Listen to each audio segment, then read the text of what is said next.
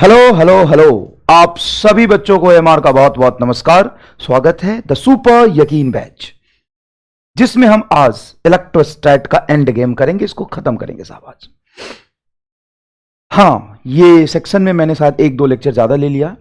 मुझे 8 लेक्चर में इलेक्ट्रोस्टैट वाला पार्ट खत्म कर देना चाहिए था, लेकिन मैंने आपको बताया था कि बेटा पूरे इलेक्ट्रोमैग्नेटिज्म जो फिजिक्स क्लास 12th क्लास का 70% कंटेंट है, 12th क्लास का 70-60% इलेक्ट्रोमैग्नेटिज्म है, और उसका पहला चैप्टर इलेक्ट्रोस्टैट है। वो अगर बहुत जोरदार तरीके से कंसेप्ट ना समझ में आए ना तो आगे दिक्कत होता है।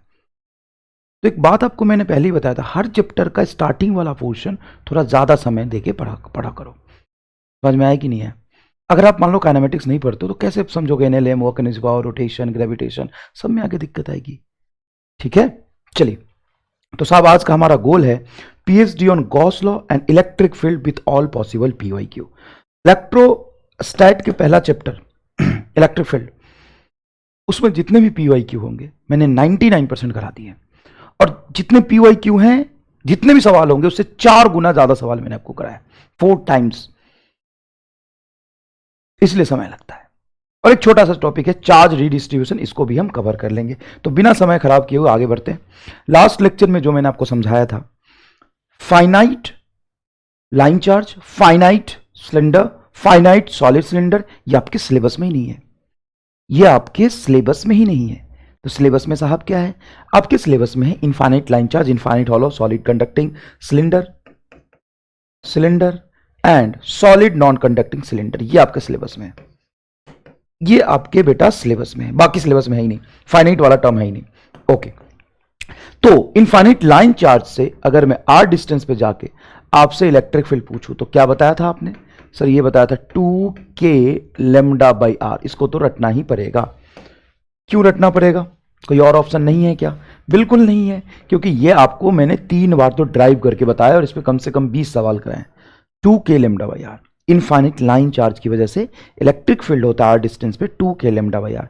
This is a uniform electric field और नॉन यूनिफॉर्म, यूनिफॉर्म और नॉन यूनिफॉर्म। तो बच्चे थोड़े कंफ्यूज होते हैं कि सर यहाँ से सीधा सीधा ऐसे लाइन जा रहा था तो यूनिफॉर्म ही हुआ। नहीं, थोड़ा दूर जाओगे तो लाइन के बीच का डिस्टेंस थोड़ा थोड़ा बढ़ता जाता है, थोड़ा थोड़ा स्लाइटली इंक्रीज होता है। देखो ना, electric field inversely proportional to r, electric field inversely proportional to r है, नॉन यूनिफॉर्म फील्ड है। ये आगे जाने पे डिक्रीज करेगा, ये non uniform field, this is non uniform field. Okay right. अब है infinite hollow solid, infinite hollow या सॉलिड कंडक्टिंग सिलेंडर। अब देखो, सॉलिड कंडक्टिंग हो या हॉलो कंडक्टिंग हो, कंडक्टिंग मतलब चार्ज सरफेस पे, कंडक्टिंग का मतलब चार्ज तो सरफेस पे। अच्छा सर, हॉलो नॉन कंडक्टिंग हो तो hollow non conducting, hollow non conducting तभी भी तो चार्ज सरफेस पे।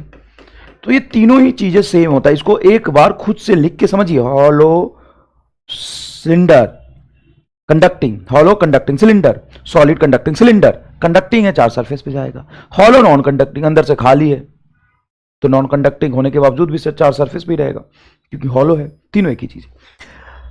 अब इसका ये एल लेंथ का पार्ट हमने कुछ लिया है, वैसे तो है ये इनफाइनाइट लेंथ का, एल लेंथ का हमने पार्ट ले लिया है। इसका रेडियस कैपिटल आर है। इसके एक्सिस से कहीं अंदर में स्मॉल आर पे इलेक्ट्रिक फील्ड देखा जाए तो ये 0 आता है, क्योंकि अंदर में चार्ज इनक्लोज है ही नहीं। ये मैंने आपको समझा दिया था अंदर में। अब कहीं बाहर में आर डिस्टेंस पे जाके यहां पे इलेक्ट्रिक फील्ड देखेंगे तो अगर आप एग्जाम में पूछ दिया तो बहुत हेवी क्वेश्चन नहीं पूछेगा, सिर्फ इलेक्ट्रिक फील्ड की वैल्यू पूछ लेगी बाहर में आपसे। तो आपको क्या करना है, एक बात बताओ, जोरदार चीज बताता हूं, जोरदार चीज एकदम ही, मतलब तुम्हें लगेगा मतलब गजब बात बताई। अगर तुम थोड़ा दूर से देख रहे हो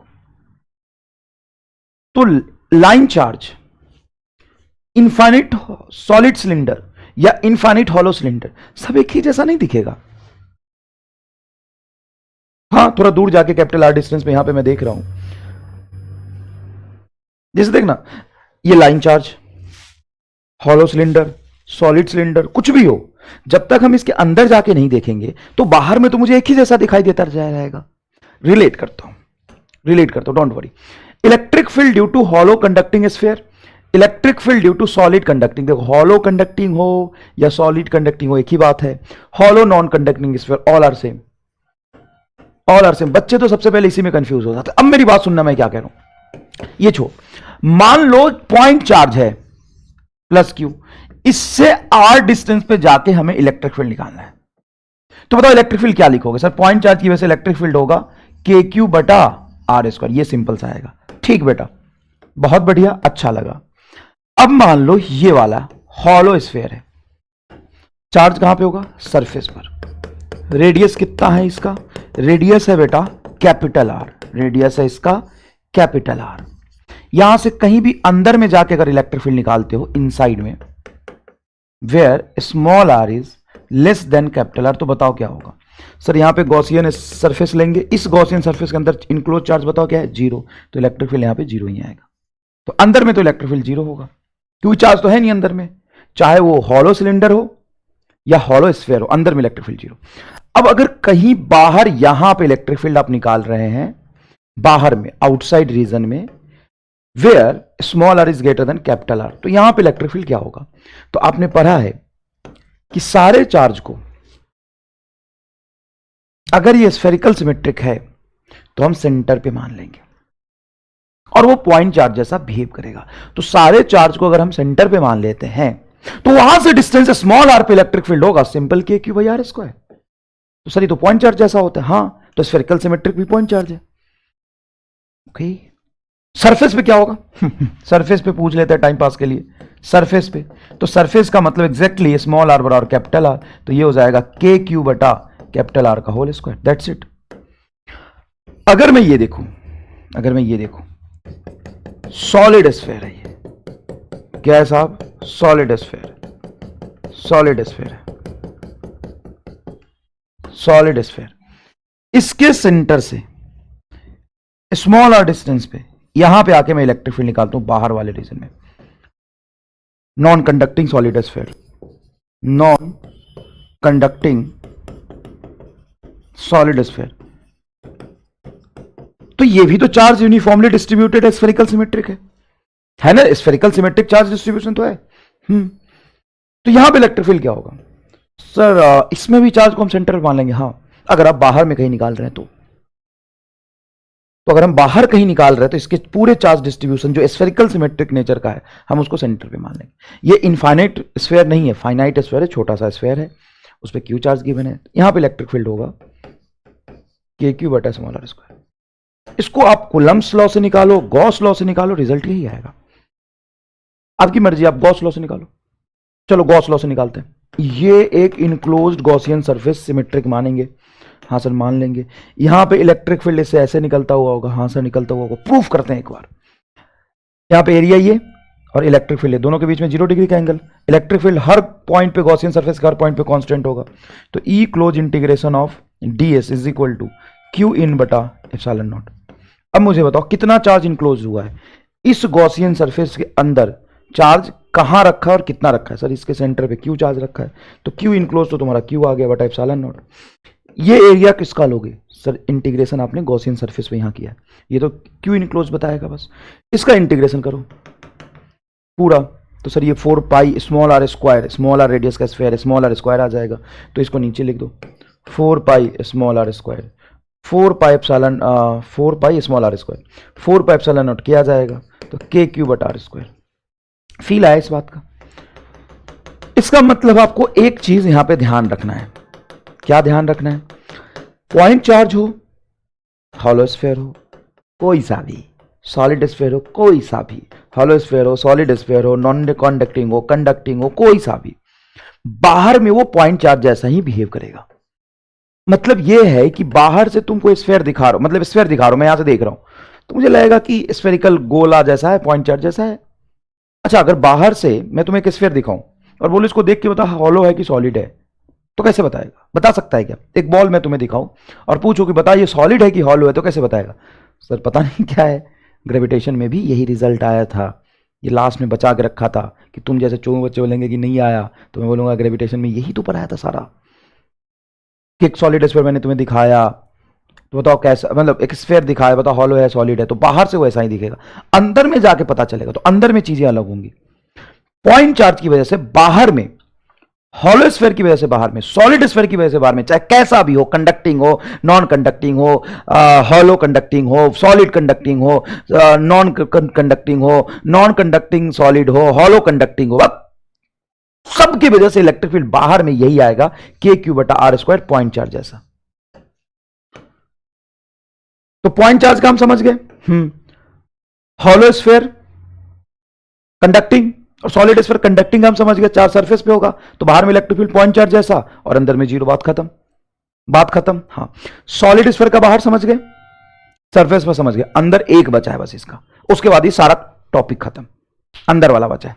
उसी तरीके से मुझे एक बार ऐसा इंट्यूशन आया, मैं तुम्हें बताता हूं इमारत ढूंढा कैसे मैंने, कि जब एक point charge, hollow sphere, solid sphere का नेचर बाहर में एक ही जैसा आ रहा है, उसका रिजल्ट एक ही जैसा आ रहा है, तो सिलेंडर वाले में हम एक एक पेज का कैलकुलेशन करते ही क्यों है? ये मुश्किल है, आईटी वाले को सिखा देना, पैर छू लेगा तेरा। क्यों नीट वाले से इतना मुश्किल सवाल इसमें नहीं पूछे जाते, उनसे पूछते हैं, उनको सिखा देना भाई साहब, पैर ना छूले तो बताना। अब सुन, मुझे भी ऐसा लगा कि यार एक लाइन चार्ज, एक हॉलो सिलेंडर, सॉलिड सिलेंडर के बाहर में रिजल्ट सेम आना चाहिए, तो चलो निकालते हैं, देखते हैं।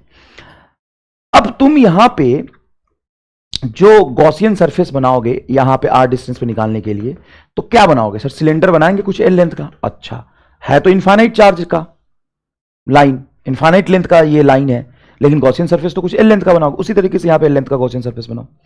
यहां पे सरफेस चार्ज डेंसिटी होगा सिग्मा, क्योंकि सरफेस पर चार्ज, यहां पे वॉल्यूम चार्ज डेंसिटी होगा रो, एल लेंथ का तुम कोई गॉसियन सरफेस बनाओ, इसका भी रेडियस कैपिटल आर, इसका भी रेडियस कैपिटल आर। मैंने बोला कि एल लेंथ का गॉसियन सिलेंडर बनाया तो उसमें कितना चार्ज इंक्लोज्ड होगा, तो चार्ज इंक्लोज्ड होगा उसमें लैम्डा एल। अब यहां पे एल लेंथ का गॉसियन सिलेंडर बनाया तो उसमें कितना चार्ज इंक्लोज्ड होगा, तो सिलेंडर तो यहां बनाया लेकिन चार्ज तो यहां पे है, तो surface charge density sigma into इसका एरिया, एरिया क्या होगा देखो बेटा, सरफेस पर चार्ज है तो सरफेस एरिया चाहिए, तो ये लेंथ हो गया 2 पाई आर इंटू एल, तो ये हो गया 2 पाई आर इंटू एल। यहां पे चार्ज, चार्ज डेंसिटी रो, और वॉल्यूम इसका होगा पाई आर स्क्वायर इंटू एल, क्योंकि हमें वॉल्यूम लिखना है कि चार्ज यहां पे देखना, यहां पे कंसंट्रेटेड है चार्ज, तो ये एरिया हो गया pi R square into L, pi R square into L. अब कुछ नहीं करना, कितना आसान है ये समझ में आया। उसके बाद इलेक्ट्रिक फील्ड लगा दो 2 के लेमडा बाई आर, जैसे पॉइंट चार्ज का के क्यू बाई आर स्क्वायर। अब देख यहां सिमेट्री सीखने से उसकी सिमेट्री को याद रखने में कितनी मदद हुई, दोनों तो 6 चीज, जो कि यकीन मानिए आपने 12th क्लास में पढ़ा होगा, तो यही 6 चीज कम से कम 4 क्लास में पढ़ाया जाता है बच्चों को, 12th क्लास वाले बच्चे को पूरा ड्राइव कराया जाता है, हर स्टेप लिखा जाता है, ये सारी चीजें देख लेना, कहीं पढ़ाया गया होगा, 4 क्लास 3 क्लास लगता है। अब देखो मैं क्या करूं, 2 बोर्ड पे 2 स्लाइड में ही खत्म, भले ही समझाने में थोड़ा समय लगा, 2 स्लाइड में ही खत्म। देखो इलेक्ट्रिक फील्ड वही होगा 2 के लेमडा बाई आर। अब लेमडा की जो वैल्यू है, लेमडा की वैल्यू यहां से हम रख देंगे सिग्मा के टर्म्स में, तो एल से एल कैंसल, लेमडा बराबर 2 पाई आर इंटू सिग्मा, ये बनेगा 2 पाई आर इंटू सिग्मा। अब बेटा देखो ये 2 क्या हो जाएगा 4 पाई, और k की वैल्यू को नीचे रख दो 4 पाई, तो कट जाएगा, सीधा बचेगा एप्सिलॉन नॉट, उधर बचेगा सिग्मा आर, नीचे स्मॉल आर, ये इलेक्ट्रिक फील्ड हो गया बाहर में। तो सॉलिड सिलेंडर की वजह से भी बाहर में जो इलेक्ट्रिक फील्ड होता है inversely proportional to small r होता है। दूसरी बात, क्या ये डायमेंशनली सही है? एक जोरदार चीज बताता हूं, क्या ये डायमेंशनली सही है? Yes, this is dimensionally correct. How? Because electric field का यूनिट होता है, डायमेंशन होता है के क्यू बटा आर स्क्वायर जैसा, मतलब ऊपर चार्ज नीचे 2 डिस्टेंस। तो अब देखो लेमडा बटा आर, एक डिस्टेंस नीचे, तो लेमडा में खुद एक डिस्टेंस नीचे होता है, लेमडा होता है चार्ज अपॉन लेंथ, चार्ज पर यूनिट लेंथ, तो एक चार्ज ऊपर आ गया बढ़िया, और नीचे लेंथ आया, एक लेंथ पहले से था, लेंथ का स्क्वायर। सिग्मा होता है चार्ज पर यूनिट एरिया, तो एरिया में तो 2 लेंथ, तो सर इस सिग्मा में तो चार्ज भी आ गया, नीचे 2 लेंथ भी आ गया, इसीलिए ऊपर कैपिटल और नीचे स्मॉल आर है। इत्तिफाक नहीं है, ये डायमेंशन का खेल है, इत्तिफाक नहीं है, ये डायमेंशन का खेल है। अब ध्यान से देखें, मुझे इलेक्ट्रिक फील्ड चाहिए, तो इलेक्ट्रिक फील्ड चाहे कुछ भी हो, के कांस्टेंट में नीचे एप्सिलॉन नॉट आता है, ऊपर चार्ज नीचे 2 डिस्टेंस, ये आना ही चाहिए किसी भी कीमत पे, किसी भी हालत में, किसी भी कीमत पे ये आना ही चाहिए, के क्यू बटा स्मॉल आर का होल स्क्वायर। तो सर एप्सिलॉन नॉट तो के में आ गया, और सिग्मा में चार्ज अपॉन 2 डिस्टेंस आ गए, तो इलेक्ट्रिक फील्ड का डायमेंशन पूरा हो गया, इसीलिए एक कैपिटल आर और नीचे स्मॉल आर है, जो डायमेंशनली भी सही है। और यही अगर सरफेस पे देखा जाए, ये तो तुमने आउटसाइड में निकाला, इनसाइड में, आउटसाइड में, अब सरफेस पर देख दो, तो सरफेस पे देखोगे बेटा तो ये आ जाएगा तुम्हारा सिग्मा बटा एप्सिलॉन नॉट। कैसे? क्योंकि स्मॉल आर बराबर कैपिटल आर।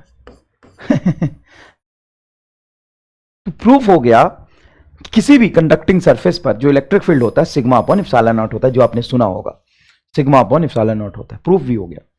चलिए अब देखते हैं सॉलिड नॉन कंडक्टिंग सिलेंडर, इसके सेंटर से कहीं बाहर में जाके यहां पे इलेक्ट्रिक फील्ड निकाल रहे हैं, तो साहब ये भी इलेक्ट्रिक फील्ड होगा 2k lambda by R. Lambda की वैल्यू वहां से रख दे, लेमडा बराबर एल से एल कटेगा, rho pi R square, rho pi capital R square. अब बेटा ध्यान से देखेंगे तो k की वैल्यू को नीचे रखेंगे 4 पाई एप्सिलॉन नॉट, पाई से पाई कटेगा, 2 से एक नीचे 2 आएगा, 2 एप्सिलॉन नॉट आएगा, तो ये हो गया तुम्हारा रो कैपिटल आर स्क्वायर बटा 2 एप्सिलॉन नॉट स्मॉल आर।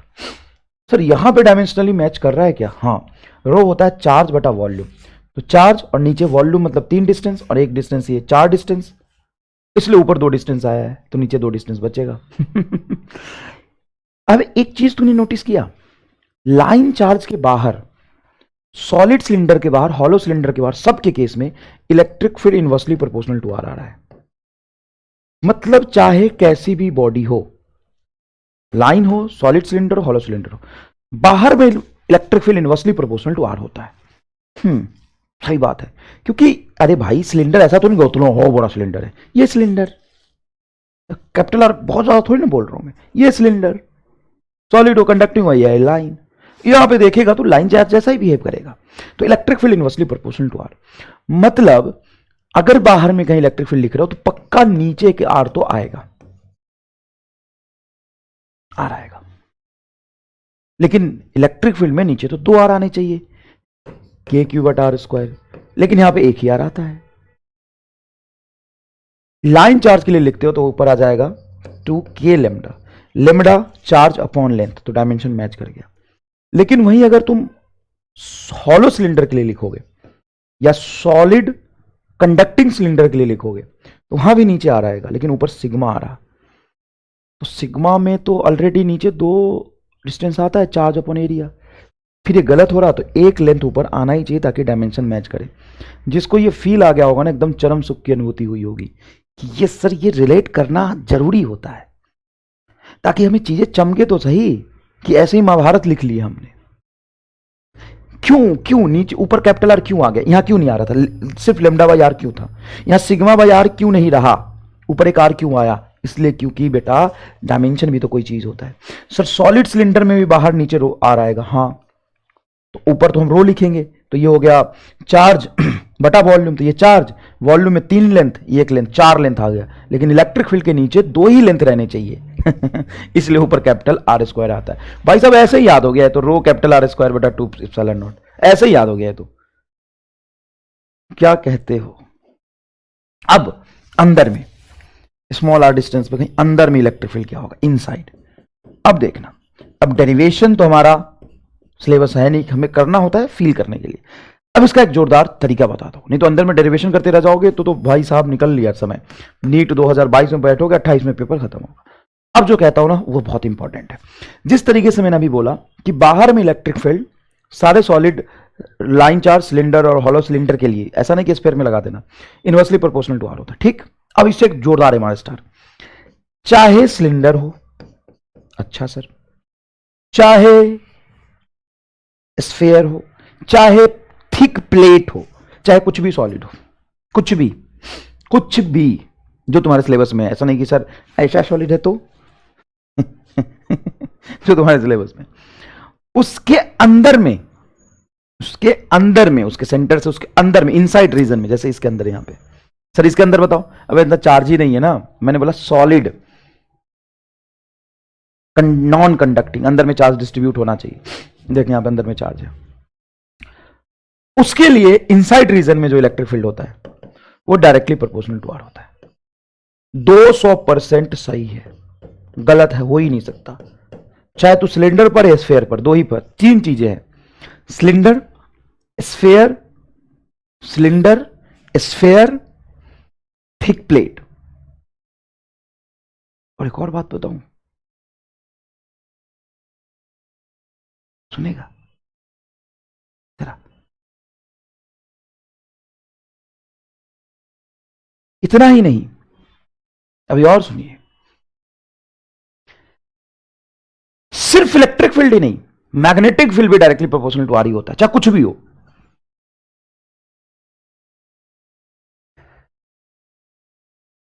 फरुकता फरुकता हूं, क्योंकि ये अनंत समय तक काम आता रहेगा तुम्हारे यहां पे। सॉलिड के अंदर चाहे सॉलिड सिलेंडर हो, नॉन कंडक्टिंग, अंदर में चार्ज होना चाहिए, या सॉलिड नॉन कंडक्टिंग स्फेयर हो, या solid non conducting thick plate हो, थिक इनफाइनाइट प्लेट हो, उसके इनसाइड रीजन में जो इलेक्ट्रिक फील्ड होगा डायरेक्टली प्रोपोर्शनल टू आर होगा, where R is the distance measured from the axis, measured from the centre. हर चीज के लिए यही होगा, हर चीज के लिए यही होगा, electric field directly proportional to are होगा किसी भी नॉन कंडक्टिंग सॉलिड के अंदर, चाहे उसका नेचर कुछ भी हो। और अभी और सुनिए, सिर्फ इलेक्ट्रिक फील्ड ही नहीं, चाहे मैग्नेटिक फील्ड और चाहे किसी भी चीज के अंदर निकालो, डायरेक्टली प्रोपोर्शनल टू आर होगा। बोल। और ये चीज तुम्हें अगर समझ आई तो दूसरा एक हथियार मेरे पास और है। कौन सा वाला? जो तू जानता है, डायमेंशन वाला। तो खेल खत्म, खेल खत्म, कोई डेरिवेशन की जरूरत नहीं है। एक ये चीज हमें पता है और दूसरा हमारा हथियार है डायमेंशन। तो अब तुम खेल जाएंगे, हम खेल जाएंगे। देख इधर, इसके अंदर कहीं इलेक्ट्रिक फील्ड मुझे निकालना है, तो हमें पता है इलेक्ट्रिक फील्ड में ऊपर आएगा, डायरेक्टली प्रोपोर्शनल टू आर ऊपर आएगा। सर अभी तो बोल रहे थे नीचे, अरे बाहर में नीचे है, अंदर में ऊपर, directly proportional to r. Okay okay okay, directly proportional to r. और यहां पे चार्ज आपको गिवन है, लेमडा गिवन है, सिग्मा गिवन है कि रो गिवन होगा। सर ये इनफाइनाइट सिलेंडर है, अब इसमें कितना चार्ज इनक्लोज है तो पता ही नहीं, हमें रो गिवन होगा तो रो आएगा। सर मतलब रो आ रहेगा, हाँ। और रो होता क्या है? डायमेंशनली चार्ज अपॉन वॉल्यूम, और चार्ज नीचे वॉल्यूम, नीचे 3 डिस्टेंस, और डायरेक्टली प्रोपोर्शनल होने की वजह से ऊपर 1 डिस्टेंस आया, तो नीचे 3 ऊपर 1 नीचे 2 डिस्टेंस। अरे सर मजा आ गया, कैपिटल आर लिखू? नहीं लिखो सर, हटाओ ना। काहे लिखोगे, काहे लिखोगे? जबरदस्ती का उड़ता तीर लेना है क्या? हो गया ना अपना डायमेंशन मैच। अगर एकदम मोक्ष मिल जाए ना, आग लगा देना एकदम। ये हुई ना बात, जरूरत ही नहीं पड़ी डायमेंशन की, तो बस खत्म। हाँ सर देखो, रुको रुको, ये तो चार्ज बटा 3 डिस्टेंस लाएगा, 1 डिस्टेंस ऊपर है तो नीचे 2 डिस्टेंस बचेगा। लेकिन के वाला बात कहां गया? के वाला भी तो कहीं आएगा। हाँ, नीचे एप्सिलॉन नॉट आता है, सिर्फ एप्सिलॉन नॉट नहीं, 2 एप्सिलॉन नॉट, 2 का फैक्टर आता है। तो एग्जैक्ट पूछे तो 2 की जरूरत पड़ेगी, वैसे साइन पूछे, प्रोपोर्शनलिटी पे सवाल पूछे और इस तरह का सवाल पूछे तो डायरेक्ट हो जाएगा। एक छोटा सा टर्म है, एप्सिलॉन नॉट तो आना ही चाहिए, तुम्हें पता है। 2 का टर्म यहां पे कैलकुलेट करके आता है, वो याद रख लो। बताओ हमेशा याद रहेगा कि नहीं? हर एक टर्म को चमकाया, डेरिवेशन से ज्यादा इंपॉर्टेंट है। रो आर बटा 2 epsilon naught, yes, rho r बटा 2 एप्सिलॉन नॉट। अंदर में, बाहर में क्या है? बाहर में तो भयंकर है, आउटसाइड में रो आर स्क्वायर बटा 2 एप्सिलॉन नॉट स्मॉल आर। जैसे ही ये आर नीचे गया और रो में 3 आर पहले से, तो नीचे 4 आर आ गया ऊपर, इसलिए कैपिटल आर ऊपर आया है। अरे दादा, और एक और चीज मुझे और समझ आई, अभी समझ आई। बाहर और अंदर 2 एप्सिलॉन नॉट 2 एप्सिलॉन नॉट। फर्क इतना है डायमेंशन का कि रो बटा नीचे 3 डिस्टेंस, 1 डिस्टेंस ऊपर 2 डिस्टेंस बचा। लेकिन बाहर में नीचे ही आएगा डिस्टेंस, रो में 3 डिस्टेंस नीचे, तो टोटल 4 डिस्टेंस, डायमेंशन बराबर करने के लिए ऊपर आर स्क्वायर आया, बस। मजा आया? अब इसका ग्राफ भी पूछते हैं। तो लाइन चार्ज के लिए अगर ग्राफ तुमसे पूछे तो सिंपल सा होता है, ई वर्सेस आर का ऐसा, for line charge, line charge. अगर तुम्हें हॉलो सिलेंडर का पूछे, हॉलो सिलेंडर का, ये हॉलो सिलेंडर, चार्ज कहां पे? सिर्फ सरफेस पर है। अब यहां से इलेक्ट्रिक फील्ड वर्सेस डिस्टेंस का अगर ग्राफ पूछे तो बेटा ये कैपिटल आर डिस्टेंस तक तो इलेक्ट्रिक फील्ड 0 है, यहां तक इलेक्ट्रिक फील्ड है ही नहीं। इनसाइड रीजन में इलेक्ट्रिक फील्ड क्या है? 0 है। बाहर में इलेक्ट्रिक फील्ड आया कुछ और उसके बाद डिक्रीज करा, ऐसा बनेगा ग्राफ। अंदर में इलेक्ट्रिक फील्ड क्या है, जीरो है। जब स्मॉल आर बराबर कैपिटल आर के बाहर इलेक्ट्रिक फील्ड आएगा, अंदर में तो इलेक्ट्रिक फील्ड आ ही नहीं रहा। फ्रेश अगर ग्राफ बना दो यहां पे देखने के लिए ऐसे, तो इलेक्ट्रिक फील्ड वर्सेस आर का ग्राफ ऐसा बनता है। ये डॉटेड लाइन बस स्केलिंग करने के लिए क्या है, ये ग्राफ को रिप्रेजेंट नहीं कर, ऐसा बनेगा। इधर कोई भी रीजन नहीं होगा, अंदर में इलेक्ट्रिक फील्ड जीरो है। सॉलिड के लिए बनाया जाए, सॉलिड सिलेंडर के लिए बनाया जाए, तो ये इलेक्ट्रिक फील्ड होगा बेटा ऐसा, फिर ऐसा, क्योंकि अंदर में जब तक अंदर है वो, जब तक अंदर है स्मॉल आर और कैपिटल आर तक, तो electric field directly proportional to r है। बाहर निकलते इनवर्सली प्रोपोर्शनल टू आर हो गया। अंदर में डायरेक्टली प्रोपोर्शनल आर है, बाहर में इनवर्सली प्रोपोर्शनल टू आर है। ये आपका सॉलिड सिलेंडर के लिए बना है। हो गया खत्म। अब आइए इस पर चर्चा करते हैं। ये तो चर्चा हो ही चुकी है। पॉइंट चार्ज की वजह से k q by r square, hollow conducting cylinder, solid conducting cylinder, hollow non conducting cylinder, सबकी वजह से जो इलेक्ट्रिक फील्ड होगा वो होगा के क्यू बटा आर स्क्वायर, के क्यू बटा कैपिटल आर स्क्वायर। डन। बाहर में सरफेस पर के q by capital R square, अंदर में zero, inside zero. Solid sphere के बाहर में के q by capital R square, surface पर हालांकि टाइम पास है एकदम, सरफेस पर के क्यू बटा कैपिटल आर स्क्वायर।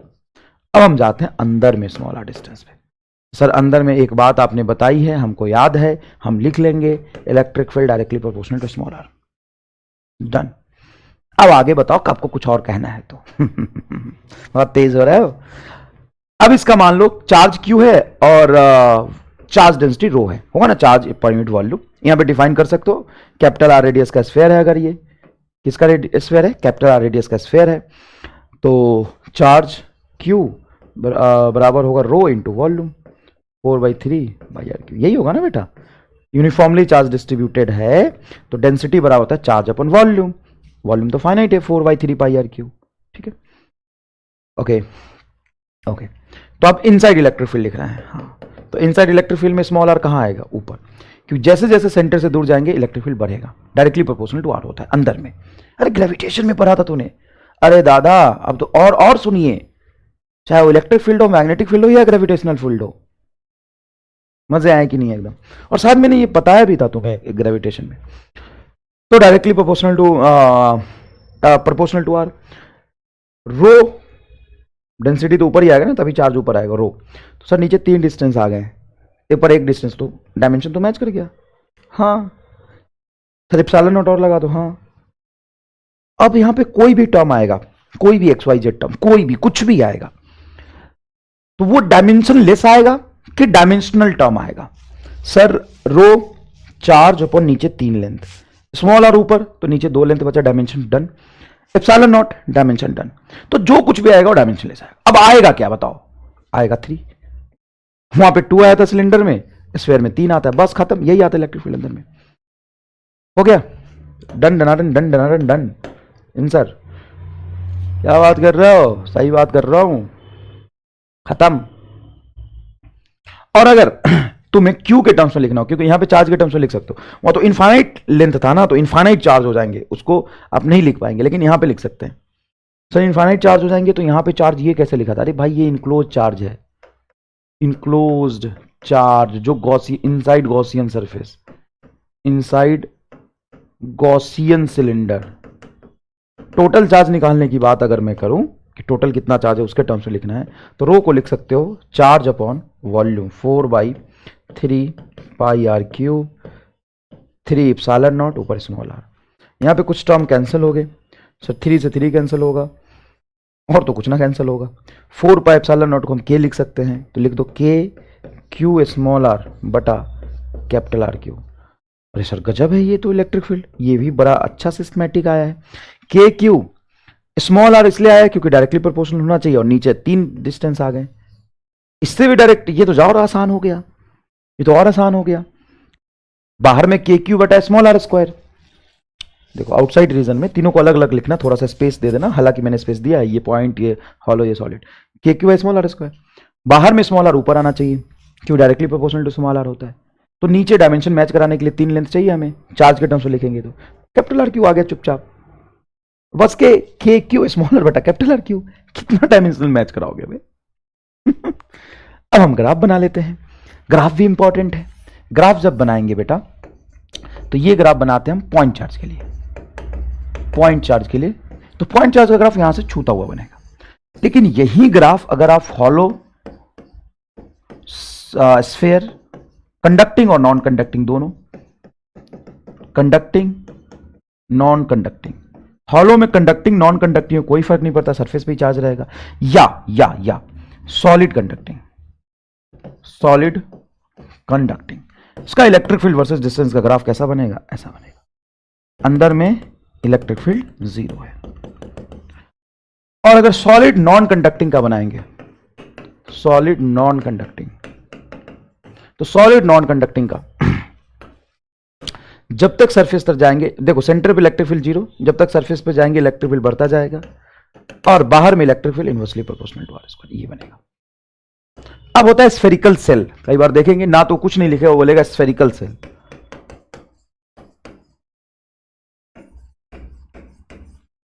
अब वो स्फेरिकल सेल लिख दिया मतलब वो कहना चाह रहा कंडक्टिंग बताया नहीं, नॉन कंडक्टिंग बताया नहीं, सॉलिड बताया नहीं, हॉलो बताया नहीं, सिर्फ लिख दिया स्फेरिकल सेल। स्फेरिकल सेल का मतलब होता है बेटा हॉलो स्फेयर जैसा होता है, लेकिन उसमें फर्क क्या होता है, उसके दो सरफेस होते हैं, जैसे ये बना एक और ये एक ही ये बना है, उसकी थोड़ी सी मोटाई होती है, बस सेल है, सेल का मतलब अंदर से खाली होता है, उसकी थोड़ी कंडक्टिंग मटेरियल मोटी परत का होता है बस। ये है हॉलो, ये hollow sphere, simple hollow sphere ऐसे बोलते हैं, और ये बेटा सेल। तो सर इसमें भी तो हम अगर चार्ज देते हैं, ये एनुलर डिस्क जैसा होगा लेकिन है स्फेयर, चारों तरफ से घिरा हुआ है, चार्ज देते हैं तो चार्ज कहां रहेगा? अगर कंडक्टिंग है तो चार्ज इसके सरफेस पे रहेगा, नॉन कंडक्टिंग तो यहां से यहां तक डिस्ट्रीब्यूटेड रहेगा, ऐसा रहेगा, ऐसा रहेगा। इसके अंदर में कहीं इलेक्ट्रिक फील्ड आपसे पूछे तो क्या बोलेंगे सर? 0 बोलेंगे, और बाहर में पूछे तो क्या बोलेंगे? पॉइंट चार्ज जैसा, k की स्मॉल आर स्क्वायर। तो ये तो लाइक हॉलो स्फेयर हो गया।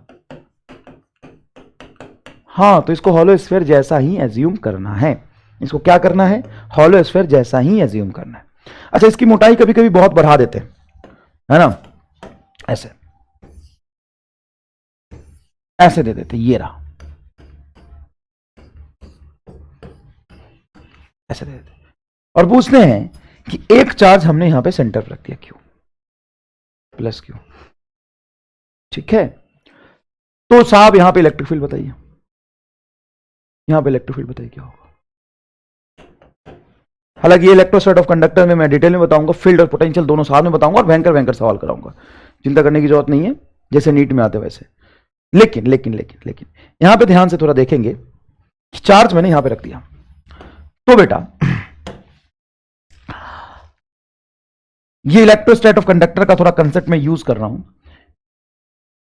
Electric field inside isolated conductor, ये मैंने प्रॉपर्टीज ऑफ चार्ज भी बताया था कि चार्ज ऊपर चला जाता है, लेकिन ये चार्ज मैंने सेंटर पे रखा है।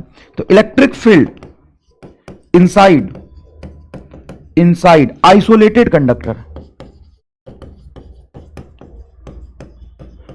Is 0 where matter is present. ये एकदम सही स्टेटमेंट है, where matter is present, where matter is present. Electric field inside isolated conductor is 0 where matter is present. Electric field inside isolated conductor is 0 where matter is present. वहां पे electric field 0 होगा जहां पे matter present है। Electric field inside isolated conductor, electric field inside isolated conductor is 0 where matter is present. यहां पे electric field 0 होगा। इस रीजन में कहीं भी देखो कि इलेक्ट्रिक फील्ड 0 होगा, वहां पे इलेक्ट्रिक फील्ड हम निकालेंगे कैसे? तो देखो ऐसा करते हैं, हम एक बनाते हैं गॉसियन सरफेस। यहां पे ये गॉसियन सरफेस बनाया हमने, चलो गॉसियन सरफेस इमेजिनरी है, थोड़ा डॉटेड लाइन बना लेते हैं, है लेकिन ये क्लोज सरफेस, गॉसियन सरफेस बनाया। इसके लिए जब हम लिखेंगे close integration of E dot D S बराबर Q in by epsilon not, तो अगर यहां पे कुछ इनक्लोज चार्ज आ गया तो इलेक्ट्रिक फील्ड आ ही जाएगा, क्योंकि गॉसियन सरफेस भी है सब कुछ है, सरफेस तो बनाया नहीं ये सरफेस बनाया मैंने, लेकिन यहां पे इनक्लोज चार्ज आ जाता है 0। सर इनक्लोज चार्ज 0 कैसे होगा? चार्ज तो अंदर में है। तो होता क्या है, इस प्लस क्यू चार्ज की वजह से ये जो कंडक्टर है उसके इनर एज पे इंडक्शन होता है।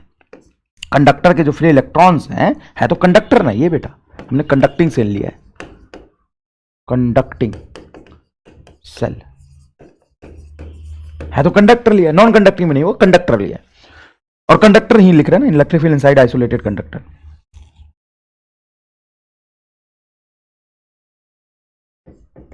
कंडक्टर तो जितना यहां पे प्लस क्यू चार्ज आता है उतना ही यहां पे माइनस क्यू चार्ज आएगा, उतना ही आएगा। सर उतना ही आएगा, इस बात की क्या गारंटी है? इस बात की ये गारंटी है कि यहां पे इलेक्ट्रिक फील्ड जीरो करने के लिए टोटल इनक्लोज चार्ज जीरो होना चाहिए। और टोटल इनक्लोज चार्ज जीरो कैसे होगा? तो जितना प्लस क्यू आपने सेंटर पे रखा उतना ही यहां पे माइनस क्यू आएगा। ये आया कहां से? इसको तो हमने दिया नहीं था, ये कहां से आ गया? तो जितना यहां पे माइनस क्यू होगा उतना यहां पे प्लस क्यू आ जाएगा। तो टोटल जो चार्ज है प्लस क्यू आपको कहां दिखाई देगा? सरफेस पर दिखाई देगा। कहां दिखाई देगा बेटा? सरफेस पर दिखाई देगा। समझ आया? तो यहां से कहीं स्मॉल आर डिस्टेंस पे अगर आपको इलेक्ट्रिक फील्ड निकालना है तो इलेक्ट्रिक फील्ड सिंपल होगा, k q by small r square. Sir इस चार्ज को लिया आपने नहीं, इसका पॉजिटिव का इलेक्ट्रिक फील्ड यहां से बनेगा और निगेटिव पे खत्म हो जाएगा। ऐसा इलेक्ट्रिक फील्ड यहां से बनेगा, निगेटिव पे खत्म हो जाएगा। यहां पे कोई इलेक्ट्रिक फील्ड नहीं है, यहां पे इलेक्ट्रिक फील्ड जीरो होगा। तो इस चार्ज का लिखा है, लेकिन इस चार्ज से डिस्टेंस तो कम है, लेकिन है तो स्फेरिकल चार्ज डिस्ट्रीब्यूशन। तो इस सारे चार्ज को आप कहां मानेंगे? सेंटर पे, और सेंटर से डिस्टेंस स्मॉल आर है, ये आएगा। एक जोरदार सवाल मैं बाद में देता हूं वैसे, लेकिन चलो एक एक करके हम पढ़ाते तो अच्छा रहेगा, ज्यादा मुश्किल नहीं। एमआर वाला सवाल है, ये नहीं मिलेगा आपको कहीं, ये सवाल बहुत ही रेयर क्वेश्चन है ये। अब देखिएगा, मैं जो सवाल पूछ रहा हूं उसको ढंग से सुनिएगा। एक स्फीयर है, ओके, स्फीयर के अंदर यहां पे एक छोटा सा कैविटी है, सॉरी स्फीयर, हाँ स्फीयर है, कंडक्टिंग स्फीयर है,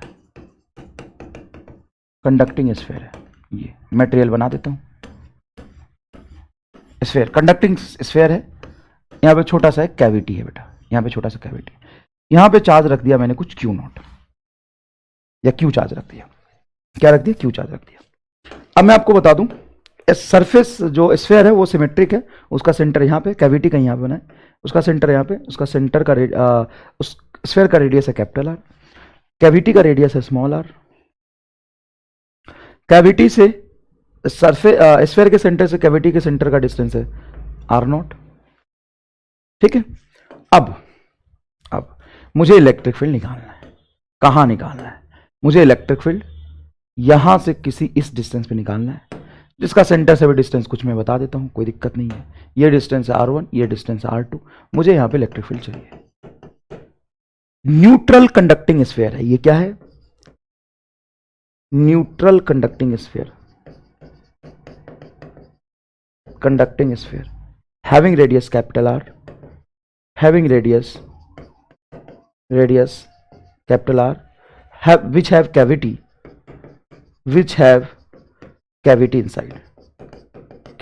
inside, जिसके अंदर में एक कैविटी है, और वो बाकी चीज यहां पे आपको दिखा हुआ है। तो सर चार्ज तो आपने दिया है, मैंने चार्ज कंडक्टर को नहीं दिया है।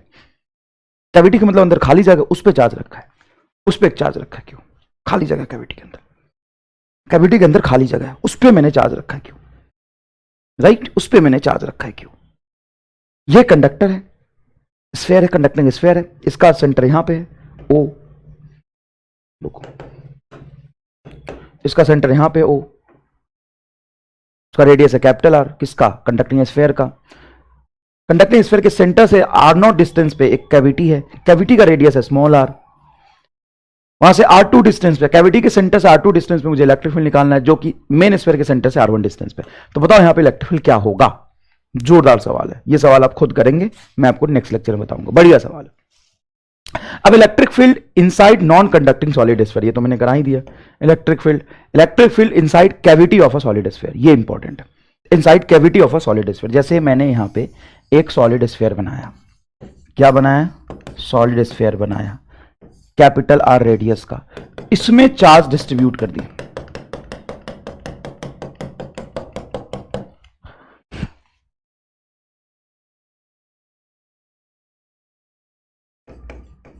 नॉन कंडक्टिंग,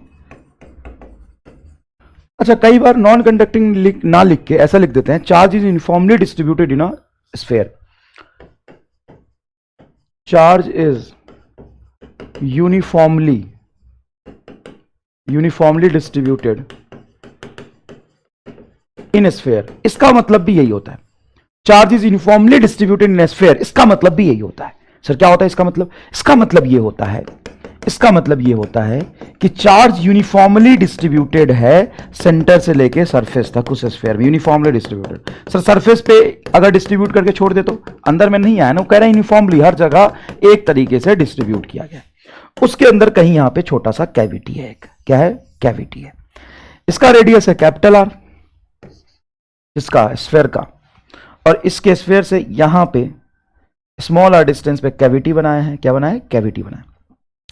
यहां पे मुझे कहीं कैविटी के अंदर इलेक्ट्रिक फील्ड चाहिए, यहां पे आ गए, यहां पे आपको इलेक्ट्रिक फील्ड चाहिए। हाँ, अब ध्यान से सुनिएगा, अब ध्यान से सुनिएगा, जो कि इसके सेंटर से कुछ डिस्टेंस बना लेते हैं ना, R1 इसके डिस्टेंस से सेंटर है, डिस्टेंस कुछ, इसको बोल देते हैं R1, इसको बोल देते हैं R1, R0 और R1। अब हमें इलेक्ट्रिक फील्ड चाहिए, कहां चाहिए, मुझे यहां पे चाहिए। ये तो सेंटर है, ये तो मेन स्फीयर का सेंटर है, ये तो मेन स्फीयर का सेंटर है, और ये कैविटी के सेंटर है O डैश। मुझे यहां पे P पे इलेक्ट्रिक फील्ड चाहिए, P पे electric field, electric field inside P, inside P, sorry electric field inside cavity, cavity at P, point है ना, P तो पॉइंट है, रीजन थोड़ी ना हो P पे।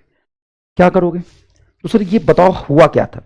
एक बहुत बड़ा स्फीयर था कैपिटल आर रेडियस का, उसमें से उसके सेंटर से स्मॉल आर डिस्टेंस पे जाके हमने कुछ रेडियस का कैविटी काट के बाहर निकाल दिया। अब उसके कैविटी के अंदर कोई पॉइंट है P, वहां पे इलेक्ट्रिक फील्ड चाहिए। मतलब ये कैविटी काट के आपने बाहर कर दिया एकदम, हाँ, और कैविटी स्फेरिकल काटा, ऐसा नहीं कि किसी ट्रायंगुलर शेप में काटा है, स्फेरिकल कैविटी काटा। तो स्फेरिकल कैविटी की वजह से सर चार्ज डिस्ट्रीब्यूशन तो सेंटर पे मानेंगे। हाँ, तो एक काम करो ना, जैसा सेंटर ऑफ मास निकालते तो ऐसा निकालो। एक काम करो, पूरा स्फीयर है ये, उसके वजह से इलेक्ट्रिक फील्ड लिख लो, कंप्लीट स्फीयर होता उसके वजह से इलेक्ट्रिक फील्ड लिख लो, पूरे स्फीयर की वजह से जो यहां पे इलेक्ट्रिक फील्ड आना चाहिए वो लिख लो। ठीक है सर, लिख लेते हैं। और इस स्फीयर स्फेरिकल कैविटी की वजह से जो आना चाहिए था उसका इलेक्ट्रिक फील्ड घटा दो, वो आएगा तुम्हारा net electric field at P। समझ रहे हो मैंने क्या बोला, हाँ इजी है। तो पूरे स्फीयर की वजह से कितना आता, तो रो अंदर की R0 डिस्टेंस है बेटा, पूरे स्फीयर के सेंटर से R0 डिस्टेंस पे रो R0 बटा 3 एप्सिलॉन नॉट, यही तो इलेक्ट्रिक फील्ड बताया मैंने अंदर में आपको, रो R0 बटा 3 एप्सिलॉन नॉट। और ये भी स्फेरिकल है, इसकी वजह से इलेक्ट्रिक फील्ड कितना हो जाएगा, रो R1 बटा 3 एप्सिलॉन नॉट, इसके सेंटर से डिस्टेंस R1 है, वो भी तो स्फेरिकल है। तो जो इसके वजह से कैविटी की वजह से इलेक्ट्रिक फील्ड आता वो भी तो स्फेरिकल है, सॉलिड स्फीयर है, उसके अंदर में इलेक्ट्रिक फील्ड जितना आना चाहिए तो मैंने सब्ट्रैक्ट कर दिया। तो यहां से रो बटा 3 एप्सिलॉन नॉट आपका बाहर आ जाएगा, अंदर में बचेगा R0 minus R1, vector form में लो, डायरेक्शन इसी के लॉन्ग होगा, ये आएगा।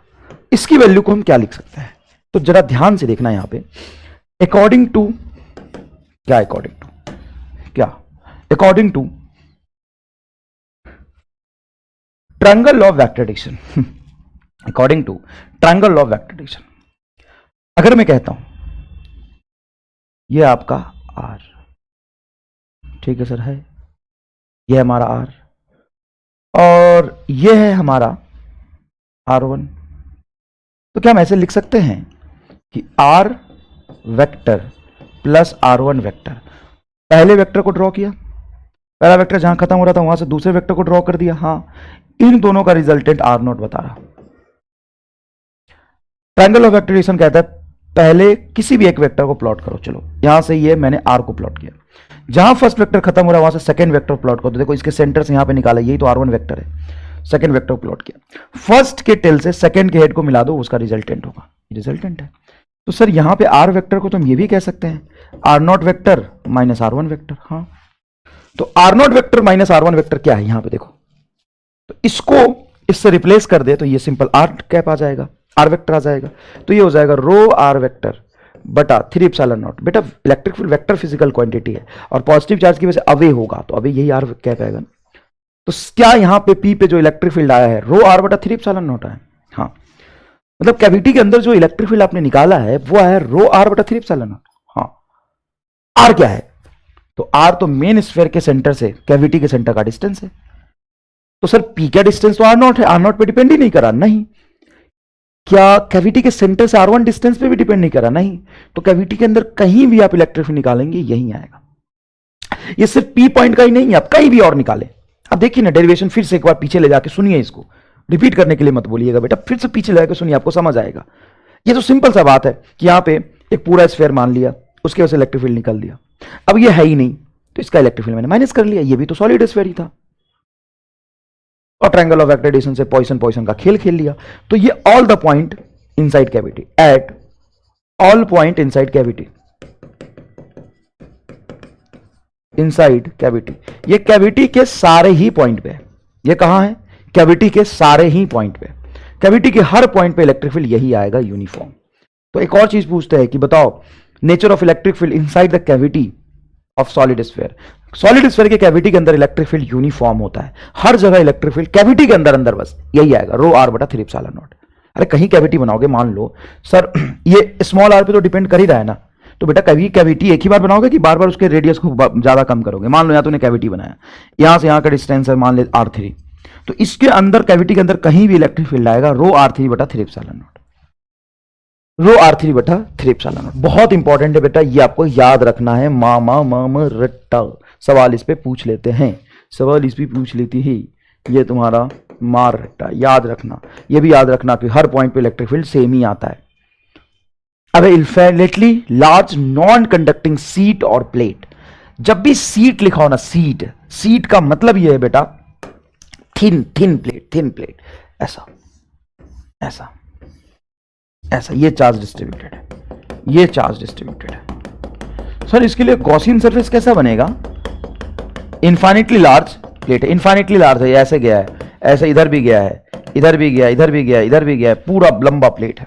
या ऐसे बोल सकते हो कि जहां हम इलेक्ट्रिक फील्ड निकाल रहे हैं, जहां हम इलेक्ट्रिक फील्ड निकाल रहे हैं, इसको हम इन्फिनिटली प्लेट बोल सकते हैं, इसको इन्फिनिटली लार्ज प्लेट बोल सकता है। हाँ अगर इलेक्ट्रिक फील्ड यहां निकालना हो तो यहां से बैटरी देखा ऊपर बहुत दूर तक सब दिखाई देगा। तो इन्फिनिट असल में सब कुछ रिलेटिव होता है, इसको तो इन्फिनिट मान भी सकता है, नहीं भी मान सकता है।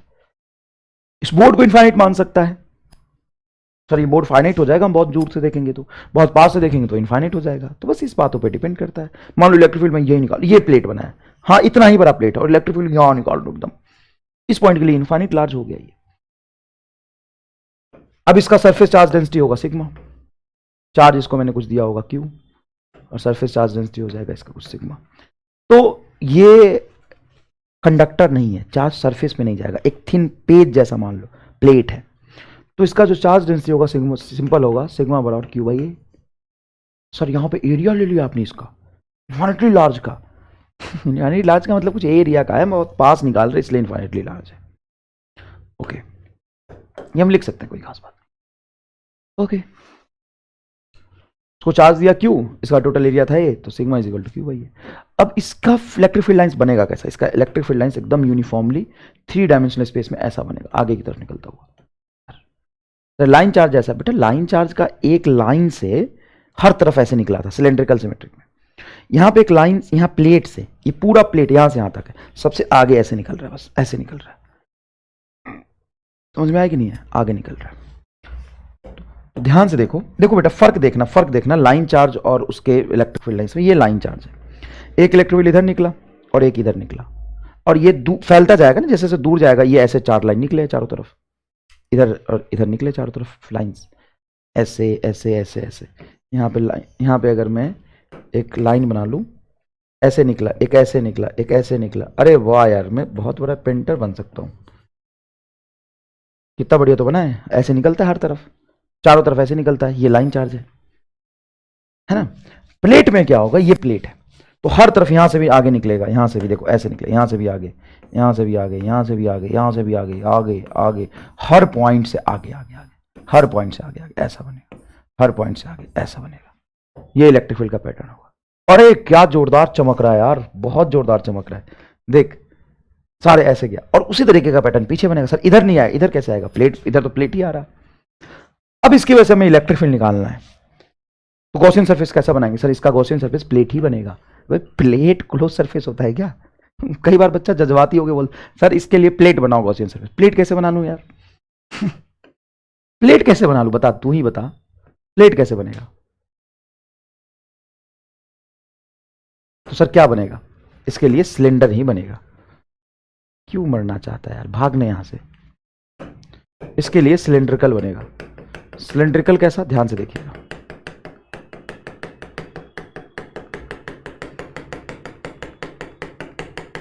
ऐसा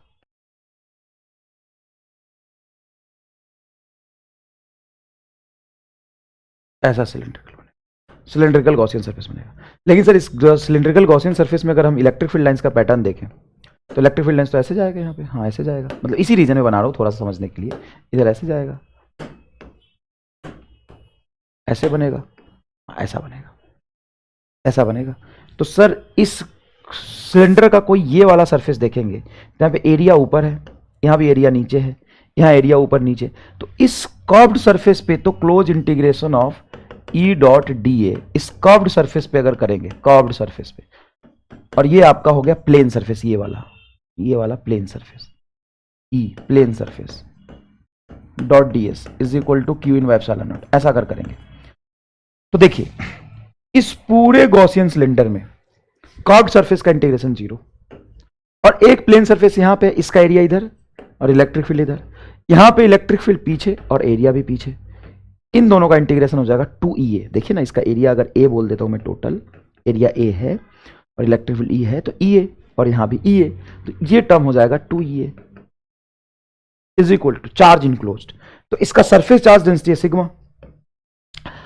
अब हमें इस गॉसियन सरफेस के अंदर कितना चार्ज है, ये चार्ज नहीं ले सकते अपन, ये गॉसियन सरफेस ऐसा हमने बनाया, तो इस एरिया में जो चार्ज आया, ये एरिया हमने कितना मान लिया, ए, तो ये हो जाएगा सिग्मा ए, यहाँ पे चार्ज इनक्लोज क्या हो जाएगा, सिग्मा ए बटा एप्सिलॉन नॉट, ए से कट गया, इलेक्ट्रिक फील्ड आ गया सिग्मा बटा 2 एप्सिलॉन नॉट, सिग्मा बटा 2 एप्सिलॉन नॉट। ये इलेक्ट्रिक फील्ड किधर है, इलेक्ट्रिक फील्ड यहाँ पे, इस पॉइंट पे, इस पॉइंट पे, इस पॉइंट पे, आगे इधर आगे की तरफ होगा, इधर पीछे की तरफ होगा।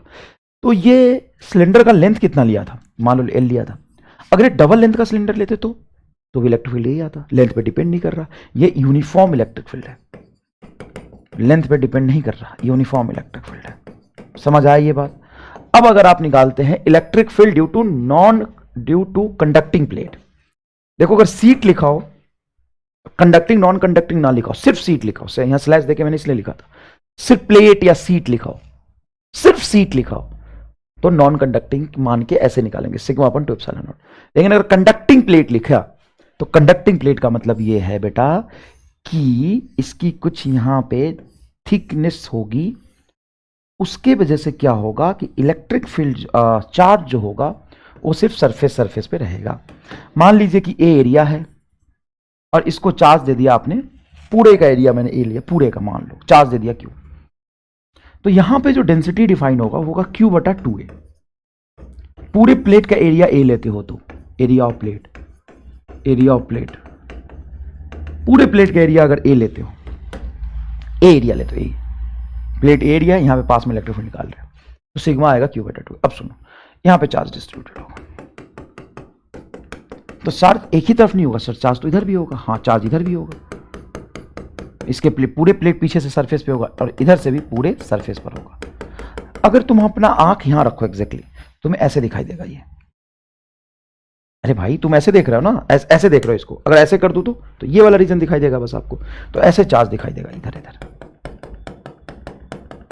दोनों तरफ चार्ज इंक्लोज्ड होगा। और अगर मैं आपको इधर दिखाऊं नॉन कंडक्टिंग में, ऐसा ही बना के दिखाऊं, तो चार्ज आपको ऐसे दिखाई देगा, कुछ थिकनेस मान भी लोगे ऐसे दिखाई देगा। नॉन कंडक्टिंग में या सिर्फ सीट लिखा हो तो ऐसा चार्ज होगा। तो इस चार्ज की वजह से अगर आप यहां पे गॉसियन सरफेस सिलेंड्रिकल बनाओगे, मान लो कुछ एरिया यहां पे आपने स्मॉल ए या ए मान लिया, इसका एरिया अगर ए माना, तो चार्ज इनक्लोज होगा सिग्मा इंटू ए। लेकिन यहां पे देखोगे, अब ये गॉसियन सिलेंडर आप यहां पे बनाते हो, गॉसियन सिलेंडर यहां पे बनाते हो, तो इतना तो आपको समझ आ गया कि इलेक्ट्रिक फील्ड ऐसे जाएगा, इधर इलेक्ट्रिक फील्ड ऐसे जाएगा, ऐसे जाएगा, अरे ऐसे जाएगा, ऐसा होगा इलेक्ट्रिक फील्ड। तो कर्व्ड सरफेस का इंटीग्रेशन तो 0, बचेगा प्लेन सरफेस।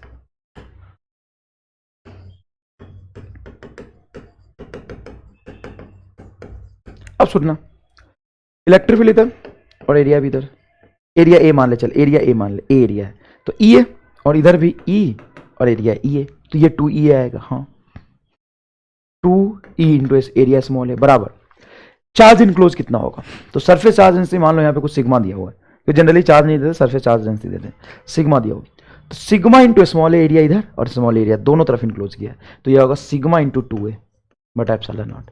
तो 2A से ये 2A कैंसिल हो गया, इलेक्ट्रिक फील्ड आ गया आपका सिग्मा अपॉन एप्सिलॉन नॉट। तो साहब ये तो सिग्मा अपॉन एप्सिलॉन नॉट वहां भी आया था, कहाँ आया था सर? कंडक्टिंग सिलेंडर के, हॉलो सिलेंडर के सरफेस पे, तो किसी भी कंडक्टर के सरफेस पे इलेक्ट्रिक फील्ड इतना ही होता है, ये आपको याद रखना है, चाहे वो प्लेट हो, कंडक्टिंग प्लेट हो, या लिख दिया हो कंडक्टिंग सीट लिखा हो अगर, तो भी यही होगा, सिग्मा अपॉन एप्सिलॉन नॉट। सिर्फ सीट लिखा हो तो सिग्मा अपॉन 2 एप्सिलॉन नॉट लेते हैं, सिर्फ सीट लिखा हो तो सिग्मा अपॉन 2 एप्सिलॉन नॉट लेते हैं। समझ आया? क्लियर है ये बात? अब देखिए सवाल, electric field due to infinite non conducting sheet, अच्छा नॉन कंडक्टिंग सीट लिख दिया, surface charge density sigma, electric field होगा sigma upon 2 epsilon naught, electric field होगा sigma upon 2 epsilon naught. Clear है? अच्छा एक सवाल बहुत इंपॉर्टेंट, बहुत ज्यादा इंपॉर्टेंट, सीधा सीधा अच्छे एग्जाम में आता है ये, क्या? Conducting infinite sheet of area A. Sir infinite बोल के एरिया बता रहे हो आप, बेटा एरिया ऐसे बता रहे हैं कि इनफाइनाइट सीट की वजह से यहाँ पे, मतलब इसी एरिया के सीट की वजह से यहाँ पे इलेक्ट्रिक फील्ड निकालो, तो इसको इनफाइनाइट जैसा ही ट्रीट करेंगे, तो तुमसे लिख देगा कि एरिया का सीट है और इलेक्ट्रिक फील्ड बहुत पास में निकाल रहा है, यह है conducting infinite sheet of area a, और यह non conducting infinite sheet of area a. Charge given to both the plate is Q, charge given to both the plate is Q, then find electric field,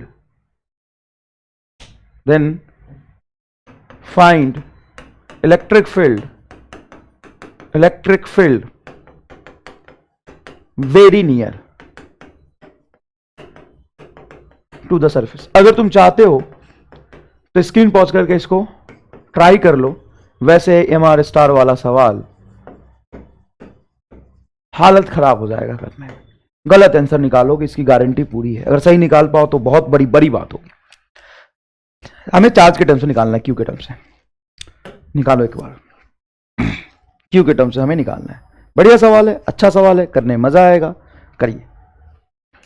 कर लिया? अब देखो बेटा, अगर मैं इसका डेंसिटी सिग्मा मान लेता हूं, क्या है? कंडक्टिंग है, तो इसके पास में जो इलेक्ट्रिक फील्ड आएगा वेरी नियर का मतलब होगा इसको इनफाइनाइट मान के करेंगे सिग्मा अपॉन एप्सिलॉन नॉट, लेकिन हमें सिग्मा नहीं पता, हमने चार्ज दिया Q, इसका एरिया है A, तो कंडक्टिंग है, ये क्या है बेटा? कंडक्टिंग है, तो कंडक्टर के तो दोनों सरफेस पे चार्ज आएगा। हाँ सर, तो चार्ज डेंसिटी जब लिखोगे टोटल चार्ज Q और एरिया आएगा 2A।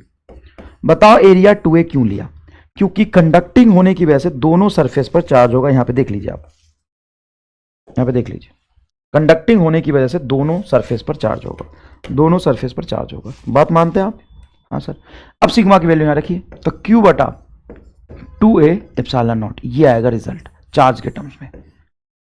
और अगर नॉन कंडक्टिंग का देखते हैं तो इसके बहुत पास जो इलेक्ट्रिक फील्ड होगा वो होगा सिग्मा अपॉन एप्सिलॉन नॉट 2, क्योंकि नॉन कंडक्टिंग है, नॉन कंडक्टिंग के पास में इलेक्ट्रिक फील्ड आता है sigma upon 2 epsilon not, conducting के पास में आता है सिग्मा अपॉन एप्सिलॉन नॉट। अब जो साहब जो आपने इलेक्ट्रिक फील्ड लिखा है, आपने जो इलेक्ट्रिक फील्ड लिखा है सिग्मा अपॉन 2 एप्सिलॉन नॉट लिखा है सर, इसमें सिग्मा क्या होगा? सिग्मा होगा charge upon area. Sir 2A नहीं लिखोगे? नहीं, क्योंकि ये नॉन कंडक्टिंग है, चार्ज ऐसे डिस्ट्रीब्यूट होगा बस,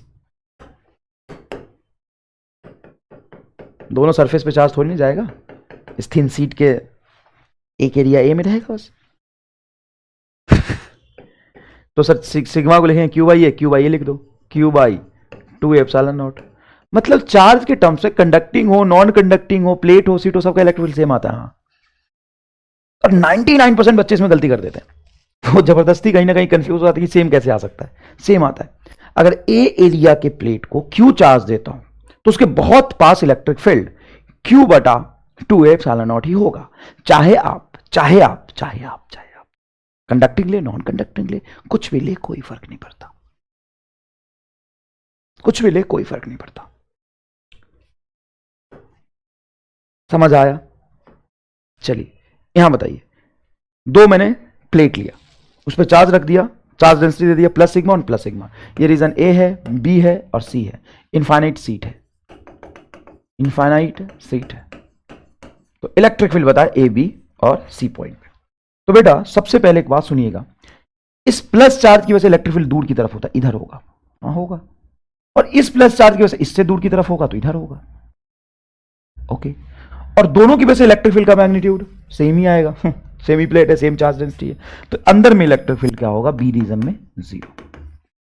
अगर आप यहां देखें तो इस प्लस की वजह से दूर की तरफ और यहां पे इस प्लस की वजह से इधर ही दूर की तरफ, तो दोनों ऐड हो जाएगा। इस प्लस की वजह से ए की तरफ और इस प्लस की वजह से दूर की तरफ, ऐसे ये दोनों क्या हो जाएगा, ऐड हो जाएगा। ये भी तुम्हें नहीं समझ आया ना, तो एक और तरीका बताता हूं। ऐसा कर, एक काम कर, प्लस चार्ज की वजह से इलेक्ट्रिक फील्ड की तरफ दूर की तरफ, ऐसा बना ले, पूरा यहां से यहां तक बना ले, यहां से यहां तक बना ले, कोई दिक्कत नहीं। और इधर सर इस तरफ होगा, सिर्फ इसका पैटर्न बना लिया, ठीक है बेटा। अब तुम क्या करो, इसका पैटर्न बनाओ, इस प्लस की वजह से सर दूर की तरफ ऐसे ऐसे, और इस प्लस की वजह से पीछे की तरफ सर ऐसे। अब ध्यान से देखो, थोड़ा बहुत पतला बना है, अब ध्यान से देखो, कोई दिक्कत नहीं, मजा आएगा। अब ध्यान से देखो, इसकी वजह से बाहर की तरफ है और इसकी वजह से कौन सा लाइन बनाया है दिख ही नहीं रहा, थोड़ा सा ऊपर नीचे बन गया, ये रहा, ये किधर जा रहा है, पीछे जा रहा है, तो नेट इलेक्ट्रिक फील्ड क्या होगा, कैंसिल। ये लाइन ऊपर वाले की पीछे वाले की वजह से और ये इसकी वजह से दोनों ऐड होगा।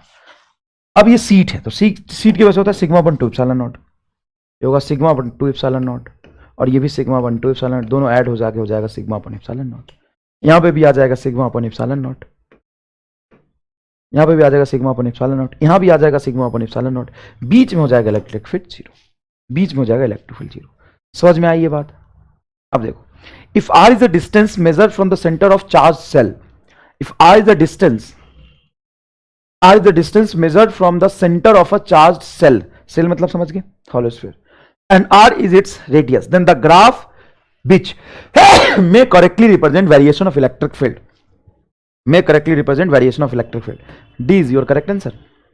सर ये वाला नहीं, ये वाला सॉलिड लाइन है, बता रहा है कि इलेक्ट्रिक फील्ड कांस्टेंट होगा, फिर ऐसा होगा, नहीं, इलेक्ट्रिक फील्ड अंदर में होता ही नहीं है, इसलिए यहां पे कोई ग्राफ इसने प्लॉट किया ही नहीं, बाहर की तरफ ग्राफ सिर्फ बना दिया है। ये देखिए, एक टू कंसेंट्रिक हॉलोस्फीयर लिया, टू कंसेंट्रिक हॉलोस्फीयर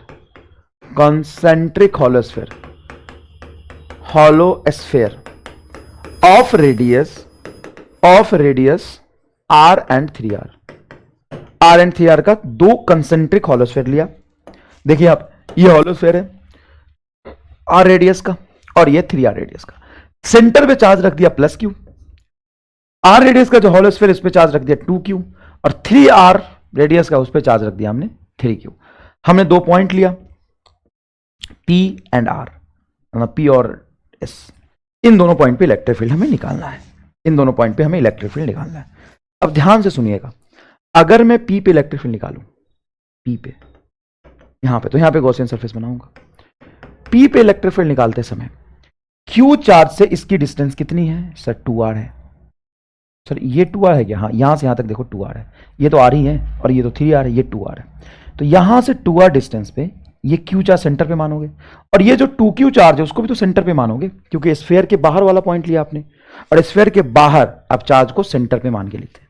तो ये जो 2q है यहां पे, उससे बाहर गॉसियन सरफेस बन रहा है, उस चार्ज को आप सेंटर पे मान लोगे, तो टोटल चार्ज सेंटर पे हो जाएगा 3kq, और डिस्टेंस हो जाएगा आपका 2r का होल स्क्वायर, ये आएगा प्लस इसके वजह से 0।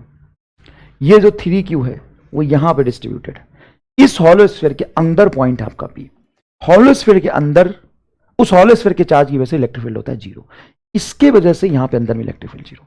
अब अगर आप s पे निकालोगे इलेक्ट्रिक फील्ड एट s, यहां पे निकालोगे, तो यहां पे साहब इस हॉलोस्फीयर के चार्ज को सेंटर मानो, इस हॉलोस्फीयर के चार्ज को सेंटर का मानो, ये चार्ज सेंटर पे था ही, तो ये हो जाएगा आपका 3q 5q 6q, ये हो जाएगा 6kq बटा 4r का होल स्क्वायर, ये आएगा आपका इलेक्ट्रिक फील्ड। बहुत आसान है क्या, बहुत आसान है। नेक्स्ट देखिए, इलेक्ट्रिक फील्ड इंटेंसिटी, वही electric field at p and q in the shown arrangement are in the ratio. यहां पे पूछा है p पे, एक पॉइंट देखिए यहाँ पे p पे है और एक पॉइंट यहाँ पे q पे है, ये पॉइंट है, ये डिस्टेंस है बेटा 2r, यहाँ पे चार्ज रखा है 3q, और यहाँ पे चार्ज रखा क्यू। स्क्रीन पॉज करके एक बार ट्राई करिए बेटा, अच्छा लगेगा। तो जब पी पे निकालेंगे तो इसके वजह से अंदर हो गया 0, इसके वजह से सिर्फ आएगा, तो इलेक्ट्रिक फील्ड सिंपल आ रहा है के क्यू बाई स्मॉल आर का होल स्क्वायर। देखिए ये डिस्टेंस है स्मॉल आर दिया हुआ। जब आपने पी पे निकाला, अब जब क्यू पे निकालेंगे तो यहां पे जब आप निकालेंगे तो 3Q को और Q को दोनों को सेंटर मानेंगे तो 4KQ बटा यहां से डिस्टेंस देखिए क्या दिया हुआ है 2R, तो ये हो जाएगा 4R²। ये कैंसिल होगा, इलेक्ट्रिक फील्ड आएगा 1:1। सर यहां पे भी इलेक्ट्रिक फील्ड 1 और उतना ही यहां पे। हाँ बेटा। Next, consider an atom with atomic number Z as consisting of a positive point charge. तो एटॉमिक नंबर Z है तो सेंटर पे हो जाएगा Z पॉजिटिव चार्ज, Z ही हो जाएगा चार्ज। टोटल चार्ज क्या हो जाएगा? Z ही पॉजिटिव चार्ज, पॉइंट चार्ज जैसा बिहेव करेगा, पॉइंट चार्ज जैसा बिहेव करेगा, क्योंकि न्यूक्लियस पॉइंट चार्ज जैसा होता है। At the centre and surrounded by the distribution of negative electrically uniformly distributed with a sphere of radius r, then electric field at the point inside the atom at a distance small r। अच्छा, ये सवाल अब ऐसा हो गया कि electron solid sphere में जैसे यूनिफॉर्मली चार्ज होता है नॉन कंडक्टिंग सॉलिड वैसे डिस्ट्रीब्यूट होगा। ये इलेक्ट्रॉन है, कितने इलेक्ट्रॉन है? उतना ही, जेड ही इलेक्ट्रॉन है, टोटल जेड ही इलेक्ट्रॉन है, और यहां पे जेड ही प्रोटॉन है सेंटर पे। कैपिटल आर रेडियस तक डिस्ट्रीब्यूटेड, यहां से स्मॉल आर डिस्टेंस पे इलेक्ट्रिक फील्ड पूछा है। मजा आ जाएगा निकालना, एक ही लाइन में रिजल्ट लिख दूंगा, कंसेप्ट समझा होगा तो। अब तुम्हें अगर यहां पे इलेक्ट्रिक फील्ड निकालना है, ये पॉइंट कहां हो गया? सर सॉलिड स्फीयर के अंदर हो गया एक तो, और दो चार्ज है यहां पे, तो पूरा का पूरा प्रोटॉन है, तो इसके वजह से यहां पे इलेक्ट्रिक फील्ड क्या होगा? इस चार्ज की वजह से, इस चार्ज की वजह से होगा के जेड ही बटा स्मॉल आर का होल स्क्वायर। मानता है कि नहीं? के क्यू बाई आर स्क्वायर, क्योंकि पॉइंट चार्ज है वो, तो न्यूक्लियस के सेंटर पे पॉइंट चार्ज जैसा बिहेव कर रहा है, लिखा भी है। लेकिन सर ये वाला जो माइनस जेडी चार्ज है वो तो यहां से यहां तक आर रेडियस तक डिस्ट्रीब्यूटेड है, उससे अंदर देख रहे हैं, तो अंदर में जो इलेक्ट्रिक फील्ड होता है डायरेक्टली प्रोपोर्शनल टू आर होता है। माइनस क्यों? क्योंकि इलेक्ट्रॉन है, तो के चार्ज उतना ही है जेडी, के क्यू स्मॉल आर बटा कैपिटल आर क्यू। क्यों?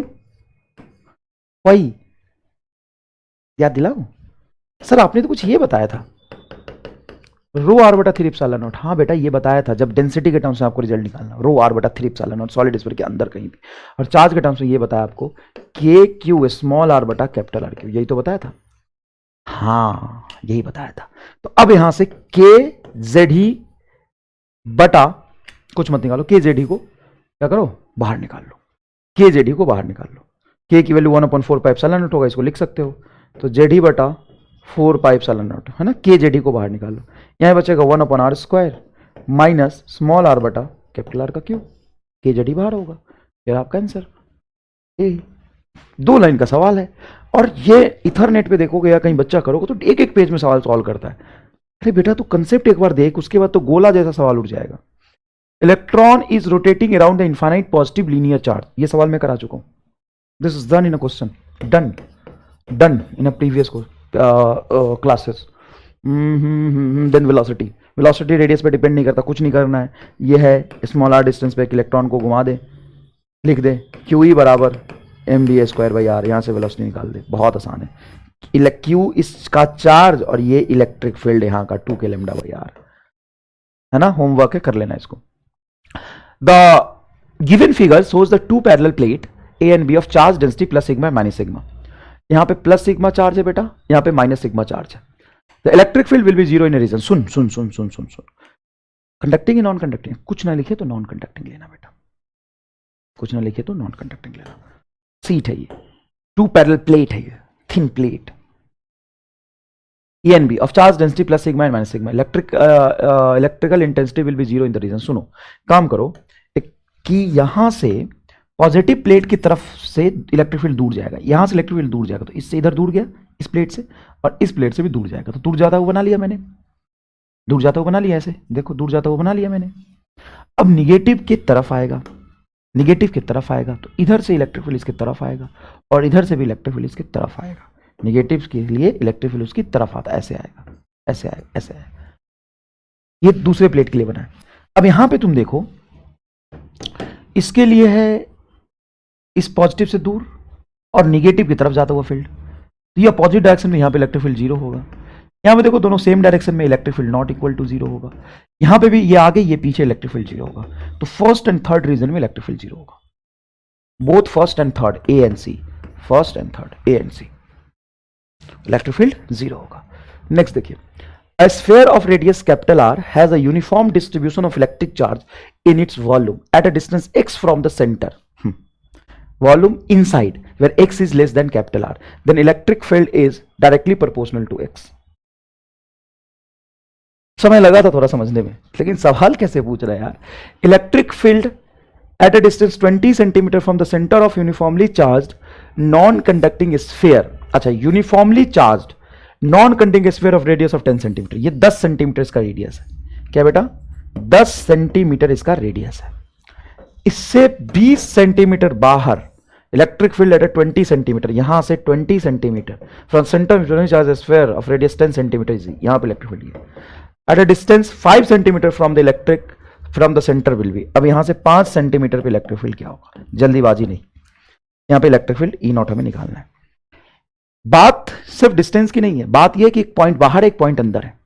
बात यह, अगर आप यहां पे इलेक्ट्रिक फील्ड लिखें भी ई पे, तो क्या लिखेंगे? के क्यू बटा ये डिस्टेंस 20 सेंटीमीटर का होल स्क्वायर, यूनिट बाद में देख लेंगे, कंपेयर करके निकालना हमें, ये लिखेंगे। और यहां पे अगर लिखते हैं तो ये लिखेंगे ई इज इक्वल टू के Q into 5 centimetre divided by 10 centimetre का होल स्क्वायर, ये लिखेंगे, ये नोट आएगा। ये लिखेंगे ना के क्यू आर बटा कैपिटल आर का क्यूब, सॉरी क्यूब आएगा, ये क्यूब, ये लिखेंगे, याद करिए। हाँ सही बात, तो ठीक है। तो अब दोनों का रेशियो निकालिए, दोनों को डिवाइड कर लीजिए ना, ई बटा ई नॉट इज इक्वल, इन दोनों को डिवाइड कर लीजिए। डिवाइड करते के क्यू से के क्यू कटेगा, हाँ सर। ई के नीचे है 20 का होल स्क्वायर, 20 का होल स्क्वायर, ठीक। अच्छा इधर क्या है? इधर है सर ई नॉट के जस्ट सामने 5 सेंटीमीटर सिंपल, और ऊपर चला जाएगा 10 सेंटीमीटर का होल क्यूब, ये आएगा। तो 10 का होल क्यूब कितना होगा? 10 का होल क्यूब 1000, 1000 आएगा। ये 5 मल्टीप्लाई 20 का होल क्यूब कितना होगा? 20 मतलब 2 इंटू 10 का होल स्क्वायर है, सॉरी, तो 400 आ रहा, सिंपल 400 ही तो आएगा। 20 का होल स्क्वायर 400, तो 1 2 कैंसिल, 5 चौक 20, 10 बटा 20 आ रहा है, तो सिंपल सा नीचे 2 आ जाएगा। तो electric field E 2E is equal to E naught, तो E naught is equal to 2E, E naught is equal to 2E। C is your correct answer. Intelligently solve करना, ऐसा नहीं कि डिस्टेंस सिर्फ 1/4 किया है, हाँ ध्यान से सॉल्व करना है, थोड़ा सा ध्यान से। A small sphere of mass m, a small sphere of mass m and charge q, small sphere of mass m charge q hung from the silk thread at an angle theta with the surface of a vertical charged conducting plate. Vertical charged conducting plate है एक बेटा, देखिएगा ध्यान से, vertical charged conducting plate है एक छोटा सा सिल्क थ्रेड, मतलब इन नॉन कंडक्टिंग थ्रेड के साथ ऐसे एक स्फेरिकल चार्ज है, सरफेस से वो थीटा एंगल बना रहा है, देखिए थीटा एंगल बना रहा है। The equilibrium of a sphere then surface charge density of the plate is, तो इसका सरफेस चार्ज डेंसिटी प्लेट का पूछा है।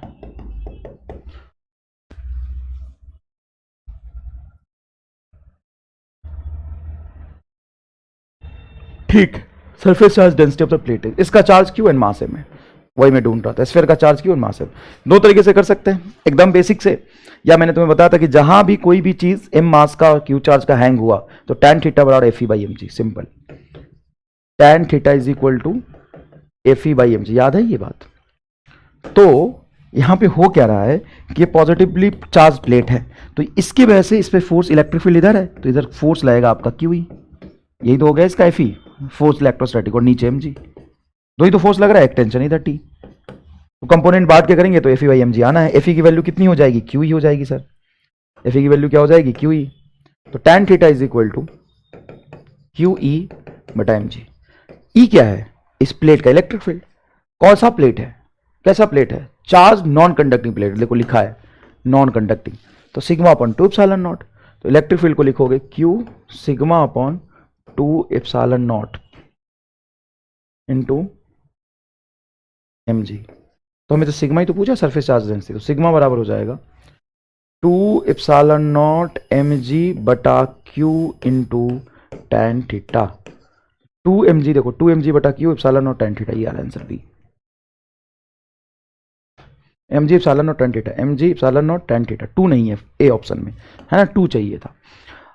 2 long thin charge rod with charge density lambda, each are placed parallel to each other at a distance d apart, then force per unit length exerted on one rod by the other rod will be। बहुत easy. ऐसा मत समझो कि sir आपने ये नहीं पढ़ा, दो infinitely long thin charge rod है, इसका चार्ज डेंसिटी लैम्डा और इसका भी चार्ज डेंसिटी लैम्डा, दोनों का चार्ज डेंसिटी सेम है।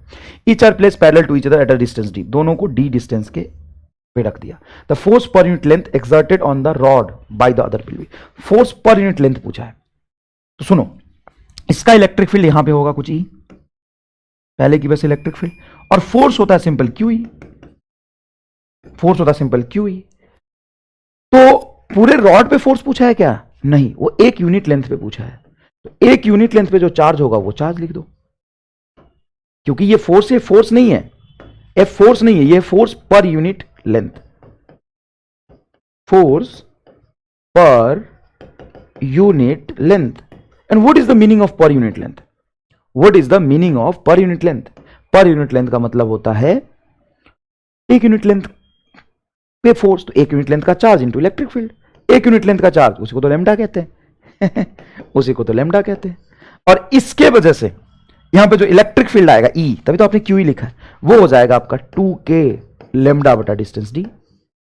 तो बहुत इजी हो गया फिर तो ये आ गया 2k लैम्डा स्क्वायर बटा डी, बस 2k लैम्डा स्क्वायर बटा डी। हाँ बेटा हाँ, तो सर ये फोर्स का यूनिट तो नहीं बैठ रहा, फोर्स का यूनिट बैठाना भी नहीं है, फोर्स पर यूनिट लेंथ का यूनिट बिठाना है फोर्स ऑन यूनिट लेंथ है ये। समझ आया? अच्छे से आया समझ? देखो कितना आसान है, कोई इसमें बकलोली करने की जरूरत नहीं है। Next, Gauss law can help in easy calculation of electric field due to moving charge only. नहीं, एनी चार्ज कन्फ्यूजन नहीं। ये क्या बोला है? वैलिडिटी के बारे में नहीं पूछा, ये बोला कि easy calculation, asymmetric charge configuration, some special symmetric charge configuration, any symmetric charge configuration नहीं, some special symmetric charge configuration, any charge configuration नहीं। जैसे मैं ये भी तो बोल सकता हूं एक स्क्वायर फ्रेम है और उस पर यूनिफॉर्मली चार्ज स्फेयर कर दिया, ऐसे कर दिया, तो इसके लिए भी लगा सकते हैं क्या? नहीं, some special symmetric charge distribution. Each of two large conducting parallel plate has one side surface area A. If one of the plate is given a charge Q where the other is neutral, then the electric field at the point in between the plate is given by, wait, ये कराता हूं अभी, बिल्कुल कराता हूं अभी, थोड़ा सा इंतजार करिए, ये कराएंगे आपको। अरे बहुत सवाल है यार, कराएंगे आपको। 36 पेज, वहां पहुंचते पहुंचते और भी हो जाए 27 पेज में, यहाँ पे ज्यादा टेंशन नहीं लेना। आगे देखिए, AIPMT 2010 का सवाल है। Electric field eight a distance 3r/2 from the center of a charged conducting spherical cell of radius r is E. Then electric field at distance r/2 from the center of the sphere is 0. तुम्हें क्या लगा था? वो वाला सवाल है जहां पे बुद्धि लगाना पड़ेगा, ये वाला? कहां बुद्धि लगाया था हमने ज्यादा? ये वाला नहीं, यहां पे ढंग से पढ़ो। Uniformly charged non conducting sphere, uniformly charged non conducting sphere. और इसको पढ़ो, सेल लिखा है, सेल मतलब हॉलो स्फीयर, हॉलो स्फीयर के अंदर में r/2, r रेडियस के हॉलो स्फीयर के अंदर ही तो हुआ r/2, उसके अंदर इलेक्ट्रिक फील्ड 0 होता है। नीट तुमसे कैसा कैलकुलेशन नहीं करवाना चाहता, नीट 2019, क्योंकि समय कम होता है। Hollow metal sphere of radius r, hollow metal sphere of radius r, uniformly charge मतलब वो चार्ज सरफेस पे ही होगा। Electric field due to the sphere at a distance r from the centre decreases as r increases. Hollow metal sphere, hollow भी लिख दिया रे दादा, तो अंदर में इलेक्ट्रिक फील्ड तो 0 होगा। डिक्रीजेस आर इंक्रीजेस, ना ये क्या लिखा हुआ है? 0 होगा, 0 as r increases when small r is less than capital R, and decreases as r increases from r is greater than capital. एकदम सही है। 0 as r increases and increases as r increases. सुनो, सेंटर से जैसे मैं small r distance measure करूंगा तो electric field 0 रहेगा जब तक तुम r को बढ़ाते जाओ। इलेक्ट्रिक फील्ड क्या रहेगा? 0 रहेगा, अंदर में 0 है। और जैसे ही सरफेस पे जाओगे तो इलेक्ट्रिक फील्ड आ जाएगा kq/r²। उसके बाहर कहीं भी जाओ इलेक्ट्रिक फील्ड तुम्हारा क्या हो जाएगा? kq/r², डिक्रीज करेगा। यही तो ग्राफ आपने बनाया था, अंदर में 0 और बाहर में decrease. C option is correct. ये देखिए, two parallel infinite line charge with linear charge density lambda and minus lambda are placed at a distance 2r in a free space. What is the electric field midway between the two line charge? Midway between the two line charge, एक का charge density है plus lambda, दूसरे का charge density है minus lambda. 0 तो नहीं होगा क्योंकि प्लस लेमडा से इलेक्ट्रिक फील्ड इस तरफ जाएगा, माइनस लेमडा से भी इलेक्ट्रिक फील्ड इस तरफ जाएगा। दोनों की बीच की डिस्टेंस नीट 2019 का सवाल है 2r है, तो यहां से डिस्टेंस इसका हो जाएगा r और यहां से भी r डिस्टेंस पे पूछा है, ऐसे यहां पे इलेक्ट्रिक फील्ड पूछा है। तो इलेक्ट्रिक फील्ड क्या होता है 2k लेमडा बाई आर, तो ये हो जाएगा 4k लेमडा बाई आर, दोनों का ऐड हो जाएगा और डिस्टेंस भी आर ही आएगा। अब यहाँ पे लेमडा भी ठीक है, 7 हो गया। अच्छा k की वैल्यू रख दूं, ठीक है, तो ये k की वैल्यू रखूंगा तो 4 बाई लेमडा बटा 4 पाई एप्सिलॉन नॉट आर, तो 4 से 4 कैंसिल हो जाएगा, lambda pi epsilon nought r, lambda pi epsilon nought r, ये बैठ रहा।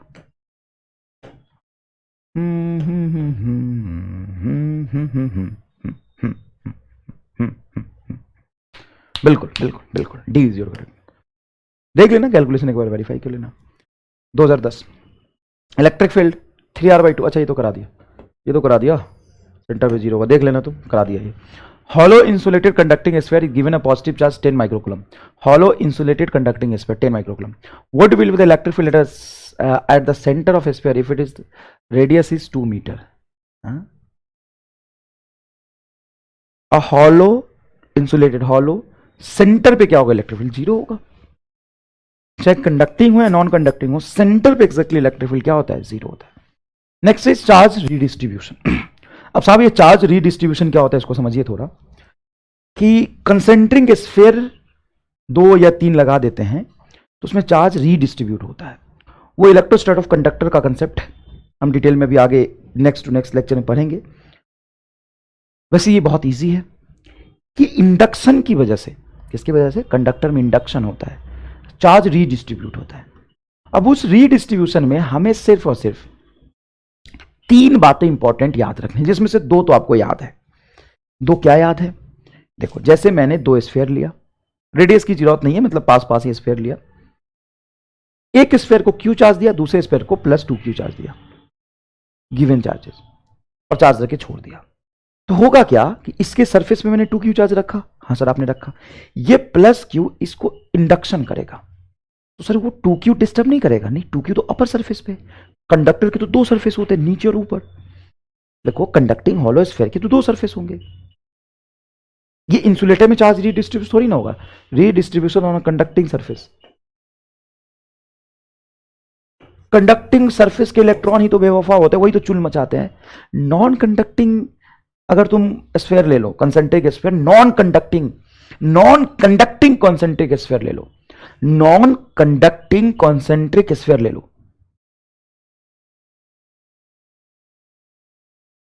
और उस पर चार्ज को डिस्ट्रीब्यूट कर दो, कोई फर्क नहीं पड़ेगा, जैसा रखोगे वैसा रहेगा। मैंने बताया था नॉन कंडक्टर में charge remains there where it is placed, but conductor में इंडक्शन का चुल होता है। अब ये स्फीयर था, इसके सरफेस पे तूने +2q दिए, सरफेस पे रखा, और नहीं भी रखोगे तो चार्ज जो होता है वो सरफेस पे ही रहना चाहता है। इसके सरफेस पे तूने +q दिए, ये +q इस कंडक्टर पे इंडक्शन कराने की कोशिश करेगा। हाँ सर, लेकिन चाहे कितना भी इंडक्शन हो जाए, टच तो नहीं किया, और ये आइसोलेटेड है बाहर से, तो किसी का कनेक्शन है नहीं, ग्राउंड तो है नहीं, हाँ, तो टोटल चार्ज हमेशा कंजर्व रहेगा। पहला रामबाण कंसेप्ट की टोटल चार्ज कंजर्व रहेगा। दूसरी बात, फेसिंग एरिया पे चार्ज इक्वल एंड अपोजिट रहेंगे, मतलब ये +q कितना इंडक्शन कराएगा, -q, +q कितना इंडक्शन करा लेगा, -q। अच्छा, इसके इनर कोच पे कितना चार्ज होगा, तो अंदर में तो कोई चार्ज है नहीं इंडक्शन कराने के लिए, तो इसको अगर +q दोगे तो यहां पे +q ही रहेगा, यहां पे कितना चार्ज रहेगा, +q ही रहेगा। अब ये +q इसके इनर एज पे -q इंड्यूस करा लेगा, पक्की बात है, -q करा लेगा। सर इस पे -q चार्ज तो था ही नहीं, तो इलेक्ट्रॉन को -q अंदर लाएगा, तो एक्स्ट्रा इलेक्ट्रॉन -q इससे सेपरेट होकर नीचे आए, तो एक्स्ट्रा +q ऊपर चला जाएगा, तो एक्स्ट्रा +q ऊपर जाएगा, और पहले से ऊपर क्या था, 2q आपने दिया था, तो +2q, तो टोटल चार्ज बाहर में रहेगा 3q, टोटल चार्ज बाहर में क्या रहेगा, 3q। क्या बात आपको ये समझ आई? सर थोड़ा थोड़ा आया, छोड़ दे, नहीं समझना है इसको, तो सर सवाल कैसे करेंगे? 2 रामबाण तरीका। Charge on facing plate equal and opposite. Facing plate पे चार्ज प्लस क्यू, यहां पे minus q, equal and opposite. And charge on a outer surface is sum of total given charge. किसी को कहीं भी तुम कितना भी चार्ज देते हो वो आउटर सरफेस पर रिफ्लेक्ट हो जाएगा। और इसका बहुत ही आसान सा तरीका ये है कहने का, वो इसलिए होगा, मान लो 3 स्फीयर तुम लेते, ठीक ठीक ठीक 3 स्फीयर लिया तुमने, इसको चार्ज दिया 5Q, इसको दिया 3Q, इसको दिया 2Q। अब सुनो, ये प्लस 2Q, अंदर तो कोई चार्ज है नहीं, अब इसके इनर कोर पे चार्ज 0 आएगा, इसके इनर कोर पे चार्ज क्या होगा, 0 आएगा। ये प्लस 2Q यहां पे -2 इंड्यूस कराएगा, तो कहां से आया -Q, उस पे तो था प्लस, तो नहीं प्लस 3Q तो अभी भी रहेगा। और इसने जो प्लस 2Q ने माइनस इलेक्ट्रॉन को पीछे लाया -2Q, उतने पॉजिटिव चार्ज ऊपर रिवेल हो जाएंगे प्लस 2Q, तो टोटल यहां पे क्या हो जाएगा 5Q। बहुत इजी। अब इस पे 5Q है तो यहां पे कितना इंडक्शन कराएगा -5Q, तो बाहर में कितना आ जाएगा +5Q, और पहले से बाहर में कितना था +5Q, तो टोटल चार्ज बाहर क्या होगा 10Q। तो ये ना करके मैं डायरेक्ट कहता हूं कि आउटर सरफेस पे चार्ज होगा, टोटल गिवन चार्ज का सम होगा। बताओ कितना चार्ज देते, 5 3 8 2 10, बाहर 10 आएगा, देखो 10 आया था। मतलब ये नहीं करना तुम्हें, तुम्हें क्या करना है कि आउटर सरफेस पे वो चार्ज दे दो, आउटर सरफेस पे वो चार्ज दे दो जो total sum of given charges है। मतलब +Q और 2Q, 3Q दे दो, 3Q दे दिया सर। अब देखो बताता हूं, अब मैं उल्टा पढ़ाता हूं, पहले अंदर से बाहर ले गया था, बाहर से अंदर लाता हूं अपने तरीके से। ये MR स्टार है, अपने तरीके से बाहर से अंदर लाता हूं। क्या बताया मैंने, आउटर सरफेस पे टोटल गिवन चार्ज होगा, तो +Q और 2Q क्या हो जाएगा 3Q, यहां पे आएगा 3Q। डन। उल्टा बढ़ा रहा हूं, सुनना ध्यान से, 3Q, ठीक ओके।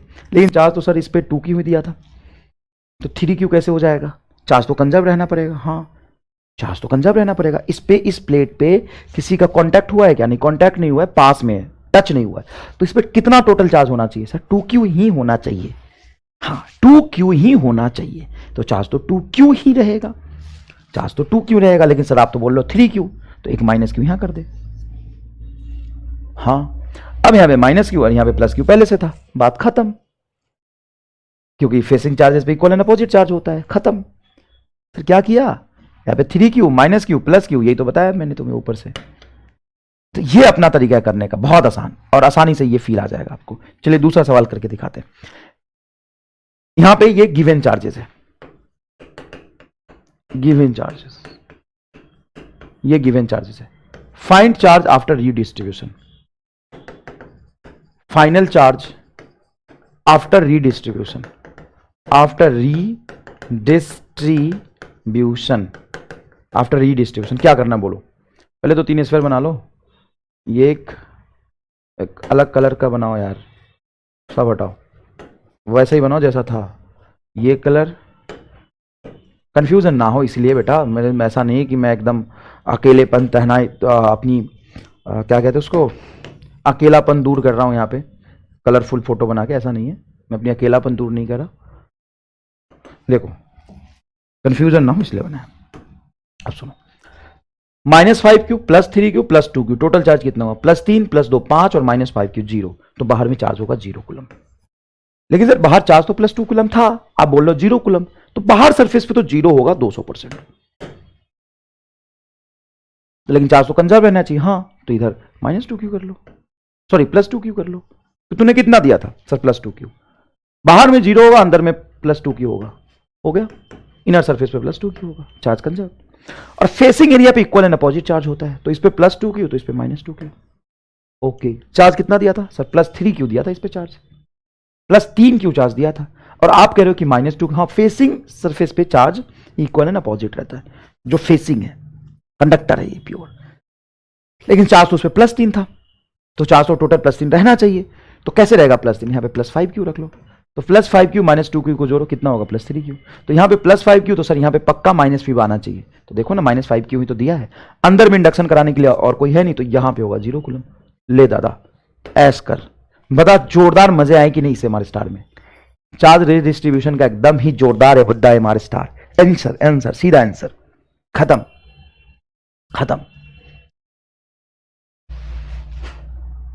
अब चल उल्टा बताता हूं, अंदर पे तो 0 कूलम होगा, हाँ सर अंदर में तो कुछ नहीं आएगा, 0 कूलम रहेगा, तो अंदर में 0 कूलम देख, अंदर में तो 0 कूलम, सरफेस पे कितना दिया था -5 कूलम, तो यहाँ पे -5 कूलम रहेगा। इंडक्शन इसको थोड़ी ना किसी ने कराया। अब ये -5 कूलम की वजह से यहाँ पे कितना आना चाहिए, तो फेसिंग पे सेम चार्ज आता है तो यहाँ पे +5 कूलम आएगा। लेकिन यहाँ पे दिया कितना था सर, 3 कूलम आपने दिया था, यहाँ पे +5 कूलम आपने ले लिया था, 3 ही कूलम, तो 3 ही रहना चाहिए, तो यहाँ पे -2 कूलम, यहाँ पे -2 कूलम, तो यहाँ पे +2 कूलम, यहाँ पे दिया कितना था, +2 कूलम ही दिया था, तो बाहर 0 कूलम, ये आएगा। सेम ही है कि अलग है, उल्टा जा सीधा जा सब एक ही जैसा है। तू एक तरीका तो अब पकड़ और कर दे काम, एक तरीका पकड़, एक तरीका पकड़, कोई दिक्कत नहीं, एक तरीका पकड़ ले, समझ आया।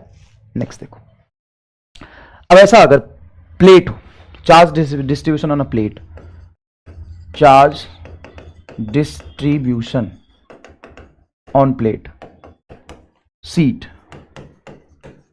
सुन मेरी बात, वहां पे चार्ज डिस्ट्रीब्यूशन कैसे किया था तुमने सर, कहां पे, सॉरी सीट नॉन कंडक्टिंग नहीं, ऑन कंडक्टिंग सीट, वहां पे चार्ज डिस्ट्रीब्यूशन कैसा किया था,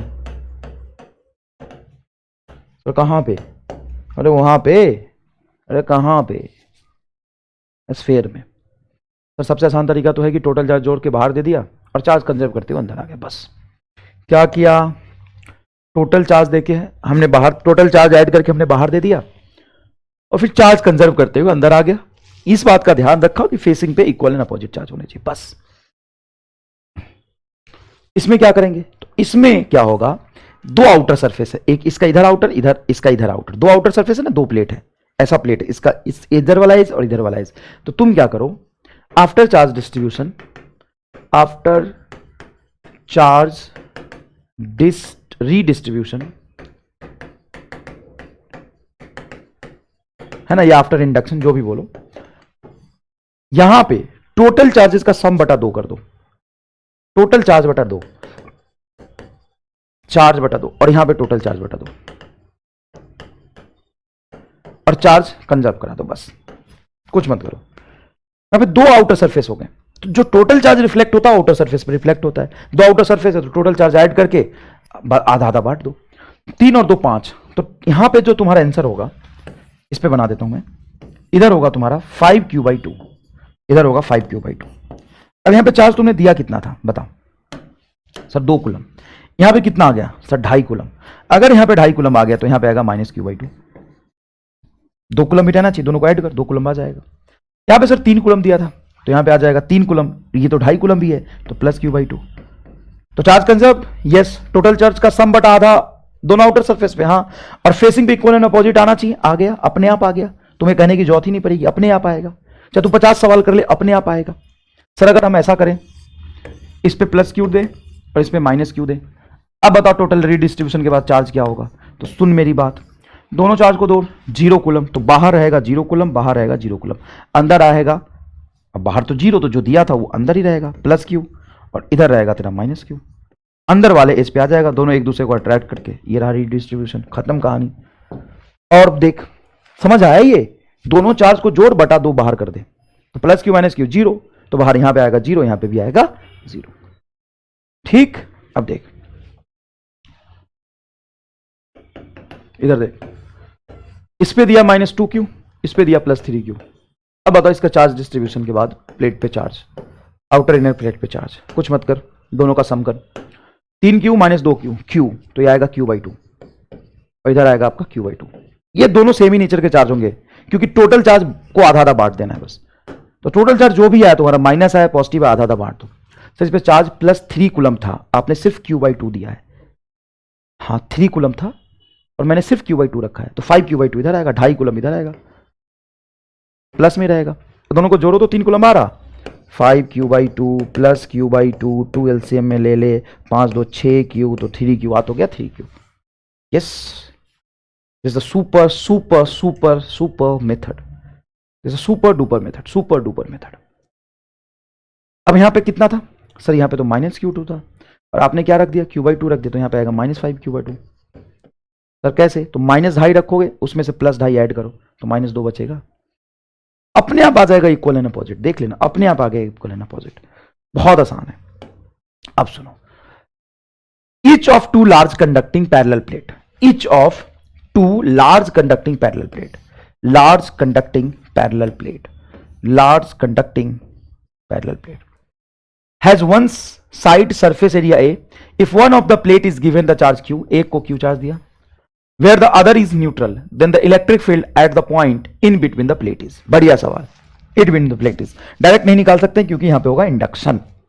जोरदार सवाल है, MR वाला सवाल होगा इंडक्शन. अब सुनो, दोनों प्लेट के चार्ज को जोड़ो, तो एक को Q दिया, दूसरे को तो आपने दिया ही नहीं, तो Q प्लस 0 कितना होगा सर? Q आधा आधा मार दो,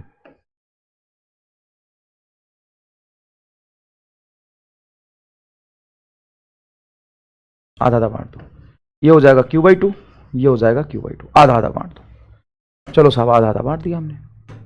अरे बाहर बाहर बाट, बाहर बाहर बाहर बाहर वाले एज पे. और ऐसा क्यों फोटो बना रहा है? सीधा बनाना, अच्छा दिखाई देगा. Q/2 plus Q/2. अंदर में क्या आएगा? अंदर में चार्ज आएगा, अंदर में जो चार्ज आएगा आधा उधर चला गया तो माइनस Q/2, और यहां पे तो चार्ज था ही नहीं, सॉरी प्लस Q/2. तो कभी माइनस कभी प्लस, आप कंफ्यूज कर रहे हो. नहीं बेटा, देखो ना, इसमें टोटल कितना था? Q/2 इधर तो Q/2 इधर, सिंपल है. इधर तो चार्ज ही नहीं था, लेकिन प्लस Q/2 कैसे दे दिया? तो इधर माइनस Q/2 आएगा. That's it, very simple man, very simple. अब क्या करना है आपको सर? अब बताओ. अब सुनो, अब जब इलेक्ट्रिक फील्ड आप निकालोगे तो इस प्लेट के दोनों तरफ चार्ज तो सेम नहीं है, अलग अलग चार्ज है. तो आपको नॉन कंडक्टिंग प्लेट जैसा निकालना है. नॉन कंडक्टिंग प्लेट में एक ही चार्ज तो मानते हो, नॉन कंडक्टिंग प्लेट में तो एक ही चार्ज मानते हो ना बेटा. तुम क्या कहते हो कि ये चार्ज है, बस इसकी वजह से यहां पे इलेक्ट्रिक फील्ड लिखना है. कंडक्टिंग में दोनों तरफ चार्ज आता है, ये नॉन कंडक्टिंग है. तो ऐसे सोचो कि इस प्लस Q/2 की वजह से यहां पे अगर मैं चार्ज इलेक्ट्रिक फील्ड देखो, इस प्लस Q/2 की वजह से, तो प्लस से आगे की तरफ होगा. हाँ सर होगा. और इस प्लस Q/2 की वजह से देखो तो पीछे की तरफ होगा. नेट इलेक्ट्रिक फील्ड क्या हो जाएगा? इसके और इसके वजह से 0. सिंपल सी बात है यार, प्लस Q/2 है, ये प्लस Q/2 यहां पे आगे होगा, ये प्लस Q/2 यहां पे पीछे होगा. बिटवीन द पूछा है, बिटवीन द प्लेट, तो अपोजिट होंगे, तो ये तो लेना नहीं है. इसके वजह से और इसके वजह से इलेक्ट्रिक फील्ड कैंसिल. इस प्लस Q/2 की वजह से दूर, और इस माइनस Q/2 की वजह से इसकी तरफ दूर. तो इन दोनों के इलेक्ट्रिक फील्ड को हमें ऐड करना है, इन दोनों के इलेक्ट्रिक फील्ड को हमें ऐड करना है, E1 प्लस E2. और इनफैक्ट ये माइनस Q/2 प्लस Q/2 दोनों का इलेक्ट्रिक फील्ड वही आ जाएगा. अब ये नॉन कंडक्टिंग प्लेट जैसा बिहेव कर रहा है, तो सिग्मा अपन एप्सिलॉन नॉट आएगा, sorry sigma upon 2 epsilon not आएगा. 2 epsilon not plus sigma upon 2 epsilon not, दोनों का ऐड कर दिया हमने. तो ये हो गया आपका sigma upon epsilon not. Sir ये कैसे लिया आपने? देखो बेटा, ऐसा है, ये प्लस Q/2 है, एक ही तरफ का चार्ज लिया ना, एक तरफ के चार्ज की वजह से सिग्मा अपन 2 एप्सिलॉन नॉट आता है. जैसे कंडक्टिंग नॉन कंडक्टिंग में देखो ना, एक ही तरफ एक ही चार्ज लेते हो ना, ऐसे ऐसे बस बस बस. कंडक्टर में दोनों तरफ चार्ज ले तो इसलिए सिग्मा अपन एप्सिलॉन नॉट आता है. एक ही तरफ चार्ज लोगे तो आधा आएगा, sigma upon 2 epsilon, sigma upon 2 epsilon not. तो ये सिग्मा अपन एप्सिलॉन नॉट आ जाएगा. लेकिन हमें सिग्मा की वैल्यू नहीं पता, तो सुनिए ध्यान से. इस चार्ज कितना है? Q/2. एरिया कितना? A. तो सिग्मा हो जाएगा आपका चार्ज Q/2 एरिया A. तो सिग्मा को रखोगे आप Q/2A epsilon naught. Electric field आएगा Q/2A एप्सिलॉन नॉट. ये रहेगा 2A एप्सिलॉन नॉट. ये रहेगा इलेक्ट्रिक फील्ड, ये रहेगा इलेक्ट्रिक फील्ड. देख लीजिए अच्छे से, Q/2A एप्सिलॉन नॉट.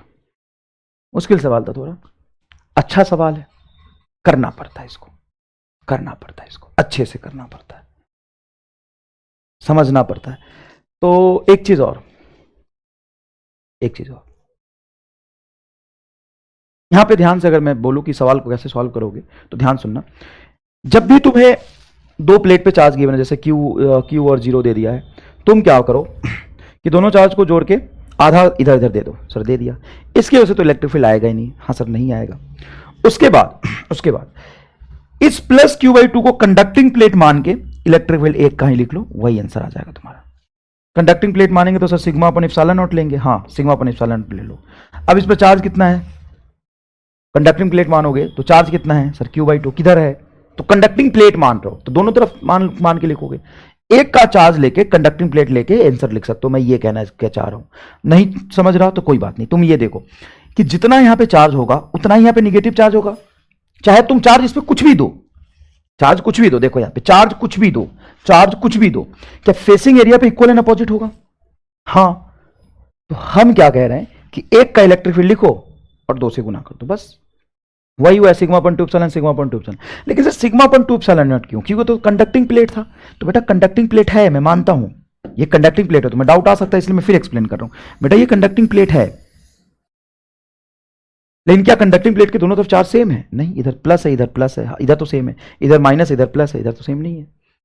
तो हमने इसका इलेक्ट्रिक फील्ड तो पहले ही कैंसिल कर दिया। अब ये एक ही तरफ तो चार्ज बता ना, प्लस प्लस एक ही तरफ का चार्ज ले रहा है, एक ही तरफ का चार्ज ले रहा है बेटा, तो उसके वजह से आता है sigma upon two epsilon not. तो इसका electric field sigma upon two, इसका भी सिग्मा अपन टू, तो नेट आया sigma upon epsilon nought. Sigma क्या होगा? तो चार्ज कितना है? Q/2, और एक तरफ का एरिया उसने दिया है वन साइड सरफेस एरिया, एक तरफ का एरिया उसने ए दिया, तो Q/A। चार्ज है तुम्हारा Q/2, तो Q/2 है, ये आ गया सिग्मा। सिग्मा की वैल्यू रख दिया। समझ आया? चलिए आपका बहुत बहुत धन्यवाद। इलेक्ट्रिक फील्ड का सेक्शन हमने खत्म कर लिया। नेक्स्ट लेक्चर में हम स्टार्ट करेंगे इलेक्ट्रोस्टैटिक पोटेंशियल, ठीक है? और इलेक्ट्रोस्टैटिक एंड पोटेंशियल कवर करने में मुश्किल से मुश्किल electrostatic potential and capacitance, combination of capacitance, dielectric in capacitance, 6 lecture लगेगा मैक्सिमम। ठीक है, बहुत बहुत धन्यवाद आपका। नेक्स्ट लेक्चर में मिलते हैं।